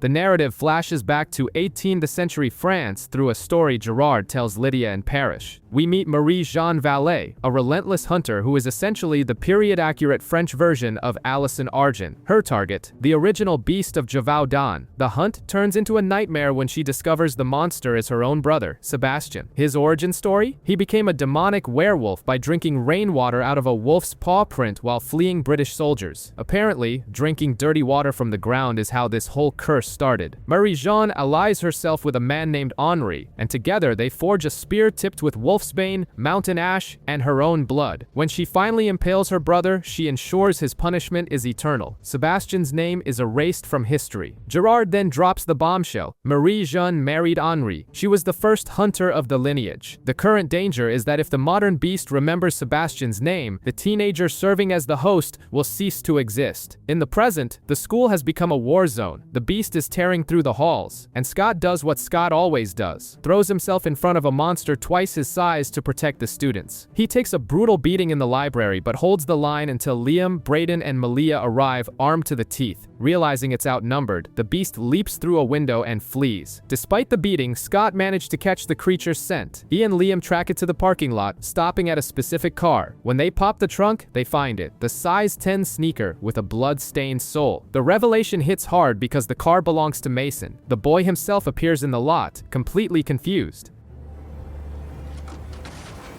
Scott? Before Scott and Liam can process that their best friend is the killer monster, Corey appears out of nowhere, grabs Mason, turns invisible, and vanishes in a desperate run. In the dark tunnels beneath Beacon Hills, Corey tries to convince Mason of a hard truth. He is the beast of Gévaudan. Mason refuses to believe it, but the denial is short-lived. The dread doctors appear, knock Corey out, and drag the boy away. Meanwhile, Parrish decides the best way to protect the city is to leave it. The sheriff and Lydia disagree, and the sheriff handles it the practical way, throwing a spike strip across the road and shredding the deputy's tires. Sometimes diplomacy needs a violent nudge. At the McCall house, Scott is finally healed but realizes he missed his scholarship deadline. Such is the life of someone saving the world. Styles, discovering the Desert Wolf is also after his head, tries to handle Brayden's handgun. He drops the magazine in 5 seconds and quickly accepts that firearms are not his forte. Theo's pack is crumbling and Deucalion decides to play puppet master. He rips out his own Wolfsbane IV, revealing he was only a prisoner because he chose to be, and teaches Theo the fine art of stealing power, pain, life, and power in that order. Theo, proving to be a terrible leader, uses the technique to murder Josh and steal his electricity, all so he can wear the doctor's mask. The villain's plan collides with Scott's when they find Mason hooked up to a tube connected to a Nazi werewolf kept alive by the Dreads. When they storm the lab, the surgeon has the gall to mock Theo's narcissism and the common evil he represents, claiming Mason's pure goodness made him the perfect vessel. But Mason doesn't wait for a rescue. He rips the needle from his own neck and transforms without needing a frequency. The beast awakens for good, annihilating 2 dread doctors and dragging the surgeon outside. When Parrish, Chris, and Gerard attack the monster, it doesn't shift back into Mason. Under the moonlight, the one who takes human form is Sebastian Vallée. The original monster is back. Argent.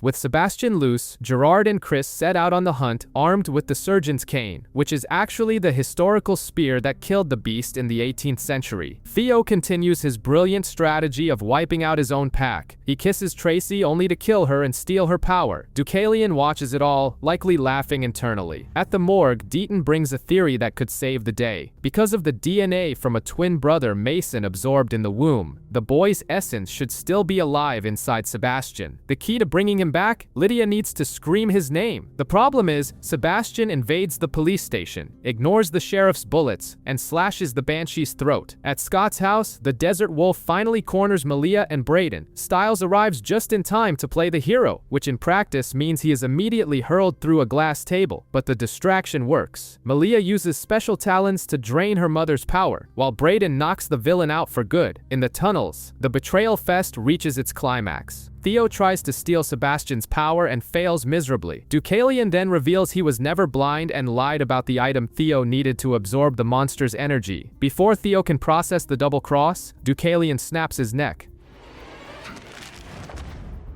Moments later, Gerard shoots Deucalion and Chris levels his gun at his own father, realizing the old man only wanted immortality. Chris hands the spear to Scott. Classic Argent family dynamics. The final showdown with the beast is brutal. Sebastian has Scott by the throat, ready for the killing blow, but as he dives into the Alpha's memories, he sees Allison. Mistaking her for his sister Marie-Jeanne, Sebastian hesitates. It's the perfect opening. Kira destroys the tunnel door. Lydia emerges, bolstered by cortisone, and lets out a supersonic scream of Mason's name. The beast separates from the boy, who falls right into Corey's arms.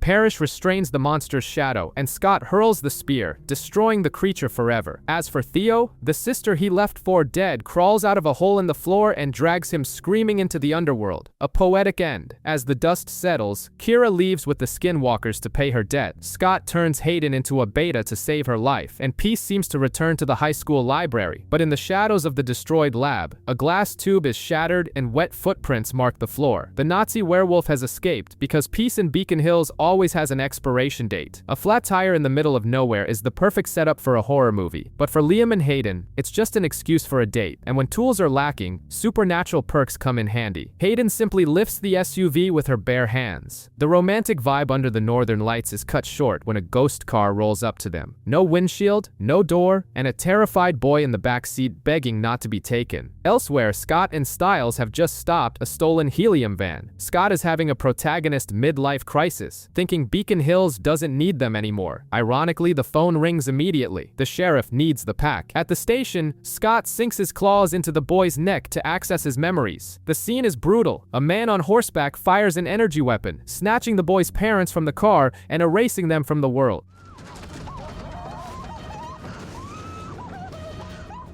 The problem is, no one but Scott believes this is supernatural, but anomalies start popping up. Styles realizes his name has vanished from the yearbook photo list. In an abandoned house, he comes face to face with one of the Ghost Riders, who fires a shot that narrowly misses him. Lydia, hearing Riders on the Storm by the Doors playing out of nowhere, connects the dots. It's the Wild Hunt. They don't just kidnap people, they erase their existence from reality. The contagion is terrifyingly fast. The boy from the station disappears in a storm of dry leaves, and suddenly, the world begins to forget Styles. It's agonizing to watch Sheriff Stilinski call his own son a stranger with no idea who he is. Scott doesn't recognize him either. The hunt comes for Styles. Cornered, he and Lydia hide in the Jeep. Knowing it's the end of the line, he asks her to find a way to remember him, lets out an "I love you," and is dragged into the shadows. The next day, Lydia walks through the school with that heavy feeling that she's forgotten something vital. On the lacrosse field, Scott and Liam train amidst power outages. Scott's reflexes are sharp, but he feels a void in the team, an absence he can't explain. Inside the school, Mason and Corey are trying to earn extra credit making magnetic slime until they're shooed away by Coach Finstock. But the bizarre physics attract something worse. Corey turns invisible and sees the Ghost Riders entering the hall. They hang a student in the middle of the library and erase him in a cloud of smoke. The most disturbing part? Corey and Mason forget the boy the exact second he vanishes. The entire pack is suffering from a sort of phantom limb syndrome. Malia wakes up surrounded by heavy chains, knowing someone used to restrain her during full moons, but has no idea who. Lydia has hallucinations of train sounds and mysterious doctors, feeling she should be meeting someone in the halls. Scott looks at a photo of himself with the girls and notices a glaring blank space in the middle where someone should be. Reality is being aggressively rewritten. Sheriff Stilinski is served dinner at his desk by none other than Claudia, his wife, the same wife who has been dead for years. Working together, Corey and Liam find a library card that, once observed, brings back a student's memory. It's Schrodinger's cat in practice. Focusing on the anomaly breaks the illusion. In the woods, Scott, Malia, and Lydia gather the loose pieces of their lives. Scott knows he wasn't alone the night he was bitten. Lydia is certain she loved the person who vanished. To break the block, Deaton puts Lydia into a trance using a glass shard from the attacked car. In a state of automatic writing, the Banshee furiously scribbles the word mischief over and over until the letters reorganize on the page to form a name. She snaps out of the trance, looks at the paper, and asks the question that defines the current state of Beacon Hills. What the hell is a Styles?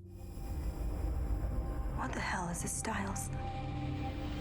The new teacher, Garrett Douglas, seems like just another guy with a weird cough, but he's actually suffering from flashbacks to his time as an experiment in the Dread Doctor's tubes. To heal and breathe, he inhales helium hidden in the supply room. Totally unsuspicious, right? Meanwhile, the panic of being forgotten starts to spread. A girl named Gwen panics when she realizes her sister has been erased, but no one believes her. Scott and Lydia continue their obsessed search for the mysterious Styles. The clue leads them to the sheriff's father, Elias Stilinski, who lives in an assisted living facility and used that nickname in the army. The visit is a disaster. Elias has dementia, thinks it's 1976, and in a brief moment of lucidity, insults everyone in the room, nearly making Malia lose what's left of her control and shred the old man right there. To protect Gwen from the Ghost Riders, Liam has the brilliant idea to move an entire party to Scott's house, using Mountain Ash to seal the place. It's basically a supernatural version of Project X, and it almost goes horribly wrong. A Ghost Rider appears in the middle of the living room. Corey manages to make him visible to everyone, and the magical barrier struggles to hold against the creature's whip strikes. Parrish saves the day, arriving and shooting the rider until he turns into smoke. Away from the party, Melissa and Chris Argent play CSI at the morgue. They discover the recent victims have fractured skulls and their pineal glands, considered the seat of the soul, have been ripped out. And who is the soul-eating serial killer? Exactly, Professor Douglas. He attacks a janitor at the school, devours the guy's gland, and his eyes glow alpha red. The classic Nazi werewolf disguised as an educator. Melissa McCall is tired of staying on the sidelines and decides to head into the woods to hunt the Soul Eater with Chris Argent. What they find is Malia, completely feral and overwhelmed by the scent of fresh blood. Chris has to shoot her in the leg to break the trance, and Malia, with zero patience for medical care, digs the bullet out with her bare hands. The situation with the wild hunt only gets worse. Mason discovers the riders use lightning from storms to travel, which explains how they bypassed the protection at Scott's house. The strategy now is to hide the marked students in the Argent bunker, since it's underground. The problem is half the lacrosse team is in the Ghost Riders' sights, and they refuse to miss that night's game. While the boys try to protect the players on the field under a freak storm, Lydia continues her private investigation at the sheriff's house. She feels something vital is hidden behind the wallpaper in the hall, but Claudia aggressively interrupts her. Intrigued, Lydia recruits her own mother to pull Claudia's medical records. The files show she never had children and was diagnosed with dementia 10 years ago. That woman simply shouldn't be alive. On the lacrosse field, the protection plan crumbles. The Ghost Riders arrive, firing in every direction. They take the players, they take Gwen, they overpower Parrish's Hellhound mode with a single shot, and they manage to empty the Argent bunker. A total defeat. Liam is left devastated in the locker room, crushed by the guilt of losing everyone. But with the irony only Beacon Hills can provide, Coach Finstock mistakes the boy's shock for athletic resilience and names him team captain. Refusing to accept the end, Liam decides they need to capture a Ghost Rider. As they head to the parking lot plotting this suicide mission, they walk right past an old, forgotten blue Jeep, waiting in silence for its owner. Styles is stranded in a derelict train station, surrounded by a crowd of people who appear to be sedated. The atmosphere is uncanny. A sign at the ticket booth reads,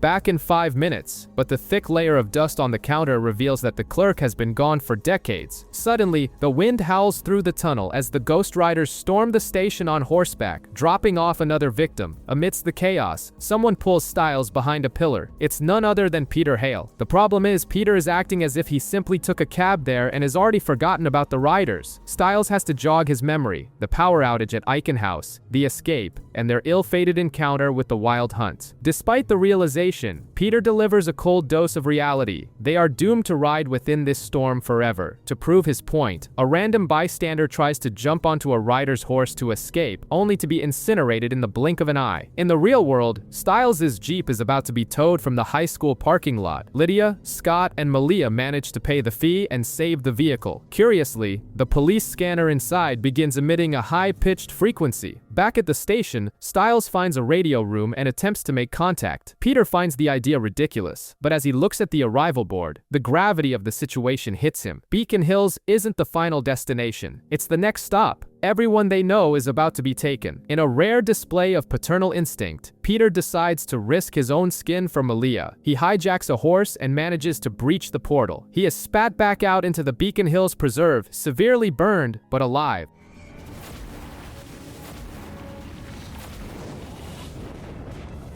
Scott and Malia catch his scent, find him, and their memories of the former Alpha finally return. Clutched in Peter's charred hand are the keys to the Jeep. Lydia starts the engine and the radio crackles to life. Styles' voice echoes through the speakers. Relief washes over them when he confirms he remembers the last thing Lydia said to him, but time is short. Before the signal cuts out, Styles leaves them with one final lead. They need to find a town called Canaan. Following the trail isn't easy. Lydia experiences a vision through a mirror, seeing a blonde woman at a 1980s street fair at the exact moment the Ghost Riders erased the entire population, leaving her behind as the sole survivor. With this lead, Lydia, Scott, and Malia head to Canaan. The town is a literal ghost town. No heartbeats, no scents. Frozen in time since 1987. To make matters worse, the location emanates a heavy energy that triggers brutal hallucinations. Scott sees his mother with a hole in her head, and Malia relives the trauma of her adoptive family's death, featuring an imaginary Theo shooting her with a shotgun. They eventually find Lenore, the woman from the Vision, who plays the perfect hostess, offering them 30-year-old lemonade. When they mention the green smoke of the Wild Hunt, Lenore snaps. She locks them in, trapping Scott and Malia in a bedroom with her son Caleb. The catch? Caleb drowned in the 70s, and now intends to drown them both, flooding the room in a classic, creepy ghost child fashion. Lydia deduces the truth. Lenore is a banshee. You're a banshee. That is why the Wild Hunt left her behind. After a sonic scream duel that nearly levels the house, Lydia convinces Lenore to release her friends. The takeaway from the trip is terrifying for Lydia. She realizes her own destiny. If the Riders take all of Beacon Hills, she will be the only one left. Meanwhile, Liam and Hayden come up with a brilliant, yet highly questionable plan to capture a Ghost Rider. Needing someone who can ground lightning, they use Kira's sword to pull Theo back from the underworld. The irony? He's back, but without the powers he stole from the Chimeras. The only reason they don't send him straight back to hell is that, surprisingly, he remembers Styles. At the hospital, Melissa plays the alchemist, using honey and Celtic herbs to treat the Ghost Rider's whip venom in Argent's chest, saving his life by a thread. Back at the Stilinski household, the sheriff finally begins to doubt his wife's miraculous recovery. He tears down the damaged wallpaper in the hallway and stares at a discovery that changes everything. Theo wakes up in a morgue, confused, only to find his dead sister rip his heart out. The scene repeats in a bizarre loop until he simply stops fighting and accepts his fate. In reality, things aren't much friendlier. Malia is midway through beating his face in until Scott and Liam break it up. Liam insists that Theo, as terrible as he is, remembers Styles and knows about the Wild Hunt. Scott relents, anything to save his best friend. But Liam keeps the sword ready to send him back at a moment's notice. Meanwhile, Sheriff Stilinski finally breaks through the wall of his home to find an empty bedroom. Claudia tries to convince him to let it go, but his intuition is too strong. Lydia has already pieced it together. Just as the Banshee of Canaan created an illusion of her dead son, Noah may have conjured Claudia to fill the void left by Styles. It's a powerful psychological defense mechanism. When Lydia leads the sheriff into the room, she sees sees the furniture and tosses Styles' lacrosse jersey to him. He finally catches something tangible, even if he can't see the rest of the room yet. In the woods, the pack's plan to trap a Ghost Rider is set in motion. Using Theo's idea for a transformer and an insulated cage, Hayden acts as bait, and they successfully trap the creature behind a barrier of mountain ash. However, the creature refuses to talk, at least until Parrish arrives. The Rider recognizes the deputy's nature, triggering his Hellhound side and forcing Parrish to burn through the barrier. That's when everything goes off the rails. Mr. Douglas, the Nazi werewolf, enters the cage and simply devours the Ghost Rider's pineal gland, absorbing its powers. Later, while walking through the woods, Corey bumps into Douglas, who now sports glowing green eyes. Douglas cracks the stolen whip and erases Corey from existence. Amidst the chaos, Melissa heals Peter's burns using obscure herbs, only for him to sacrifice himself shortly after, fighting off Ghost Rider so Malia could escape. Back in 1943, Garrett Douglas was already attempting to recruit the Wild Hunt as the mustached man's invincible army. The plan failed spectacularly. He tried to force a soldier through the rift, took a whiplash from a Ghost Rider, and became infected. Theo explains to Liam and Hayden that the Dread Doctors later placed Douglas in a tank for 70 years, where he spent decades absorbing power. The result? An alpha Lowenmensch with the abilities of a Ghost Rider. Essentially, Beacon Hill's worst nightmare in the form of a substitute teacher. Douglas wastes no time.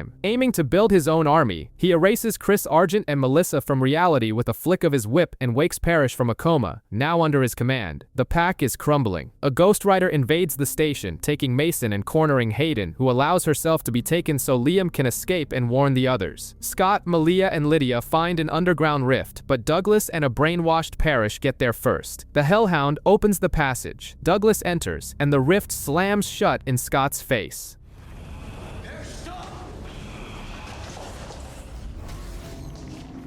They are left to fend off the riders appearing in the tunnels. Peter, recently erased himself, manages to hold the monsters off one more time to let the teens run, while one of the riders strangely recoils in fear just by looking at Lydia. As the supernatural world collapses, Noah Stilinski faces his own emotional battle at home. He recalls Claudia's final days in the hospital, forcing himself to accept that the woman standing before him is an illusion created by grief. When he finally speaks the truth aloud, Claudia vanishes. Immediately after, Noah rushes to Scott's house with a revelation. He has a son, and his name is Styles Stilinski. The sheriff explains that the sheer force of remembering his son opened a temporary rift in the bedroom. The path is clear. The only way to open the passage and rescue everyone is to force themselves to remember every single detail. The plan in the bunker is tense. Lower Scott's temperature and heart rate in a cryo chamber to force a hypnotic regression. The goal is to dig deep into his memories and open a portal to Styles. But for this to work, someone needs to distract the Ghost Riders. At the deserted police station, the sheriff and Liam are the only line of defense. Well, them and a locked-up Theo, who is begging to be let out. The sheriff demands to hear one true thing about his son before opening the cell. When Theo admits that Styles was smart enough not to trust him, he earns his freedom. Not a second too soon, as the Riders invade. The sheriff is eventually taken in a cloud of green smoke, leaving Liam and Theo to flee in a patrol car. Meanwhile, Scott is freezing. Lydia guides his mind through the past. Flashes of his friendship with Styles flood the screen. The emotional weight is massive, but the ice begins to literally kill Scott, forcing Lydia and Malia to pull him out before his heart stops. Malia tries next, but the cold takes over too quickly. At the hospital, Liam and Theo play a deadly game of hide-and-seek with the cowboys. In a rare moment of action movie sacrifice, Theo shoves Liam into an elevator and stays behind, taking on the Riders alone to give the kid a chance. Without the cryo chamber, Lydia turns to traditional hypnosis. She dives into her own mind, flipping through memories like TV channels. The winter formal, the panic attack where she kissed him, the exact moment he was taken and said, "I love you." The realization hits her with staggering weight. She never said it back. The emotion of this epiphany makes the room tremble. An intense light pierces through the dark tunnel of her memory, and an unmistakable silhouette appears. That silhouette? It's him. Inside the ghost station, Styles hears Lydia's voice cutting through the noise of the crowd. The sheriff is there too, and in a true Western-style standoff, he empties his weapon to hold back the Riders, giving his son the chance to run toward the light. In the real world, the headlights of the old Jeep flicker on in the school parking lot. Styles is back, but the nightmare isn't over.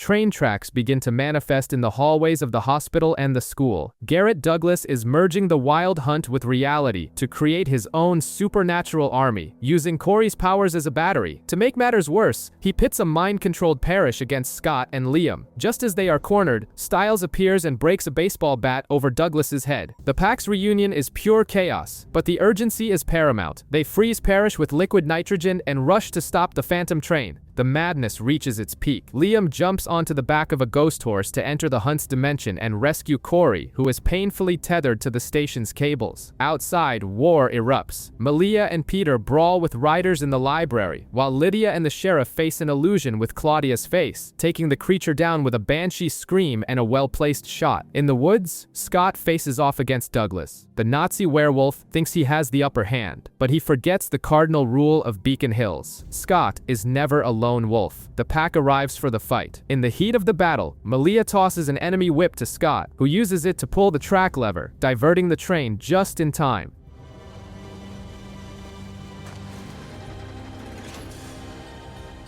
Liam and Mason rip the cables from Corey, and the worlds violently tear apart. Leaderless, the riders turn on Douglas, transforming him into one of their own before vanishing into the sky. Suddenly, the town returns to normal. People reappear in the hospital and school as if nothing happened. Cut to the final day of senior year. The atmosphere is bittersweet. Styles passes his legendary aluminum bat to Mason and hands the keys to his beloved Jeep to Scott. The two get in the car to head off to college, but the police radio crackles. A body has been found in the woods. The two best friends share that classic look. Some things never change. They floor it and head toward the preserve. Scott has taken on the role of assistant lacrosse coach, but it's Liam who needs a reality check. With Hayden out of town and Scott heading to college, the kid is panicking about being abandoned, causing him to nearly lose control in front of the entire team. To make things worse at school, a wounded wolf appears on the field, spewing spiders. Soon after, dozens of other dead wolves are found in the woods. If that wasn't enough, Mason and Liam find a disgusting rat king in the ventilation ducts. Beacon Hills is definitely in need of some heavy-duty pest control. Meanwhile, at Eichenhaus, Dr. Fenris makes the classic mistake of poking the bear and releases Halwyn, a centuries-old hellhound who had been in hibernation. The creature heads straight for the hospital, where Liam is having another outburst after a fight. Halwyn believes Liam is the threat, but soon realizes his true target is Parrish, and the two clash. The real surprise comes from an unexpected source, Tamora Monroe, the new school counselor who spent the day giving passive-aggressive advice to students. She appears in the woods and shoots Halwyn with a bullet bearing the Argent family crest. The look she gives herself in the mirror afterward confirms it. We have a new villain in town. Lydia, through a terrifying vision involving spider webs, discovers the real problem. When they opened the rift to rescue the people from the wild hunt, they let something terrible escape. Speaking of rescues, Scott and the girls listen to an audio message from Styles. He's all dressed up for his first day of an FBI internship. And the first big case the agency presents to the interns? Hunting down a mass-murdering fugitive named Derek Hale. The universe simply won't give that boy a break. Living in your car is hard enough, but Theo's situation gets much worse when a bizarre spider crawls under his skin, forcing him to cut himself with a scalpel to get it out. Before he can process what happened, his SUV is surrounded by armed men. Paranoia is in the air. Scott feels it too as he runs through the woods, dodging laser sights and assuming the hunters are back. He's relieved to find it's just Sheriff Stalinsky and his deputies investigating Halwyn's body, but the warning has been served. Fear is spreading through Beacon Hills like a virus. At Eichenhaus, this fear drives Dr. Fenris over the edge. Convinced he must exterminate the supernatural, he electrocutes everyone in the closed ward and attempts to execute the frozen Parrish. Luckily, Lydia arrives just in time, using her banshee scream to throw the doctor against the wall.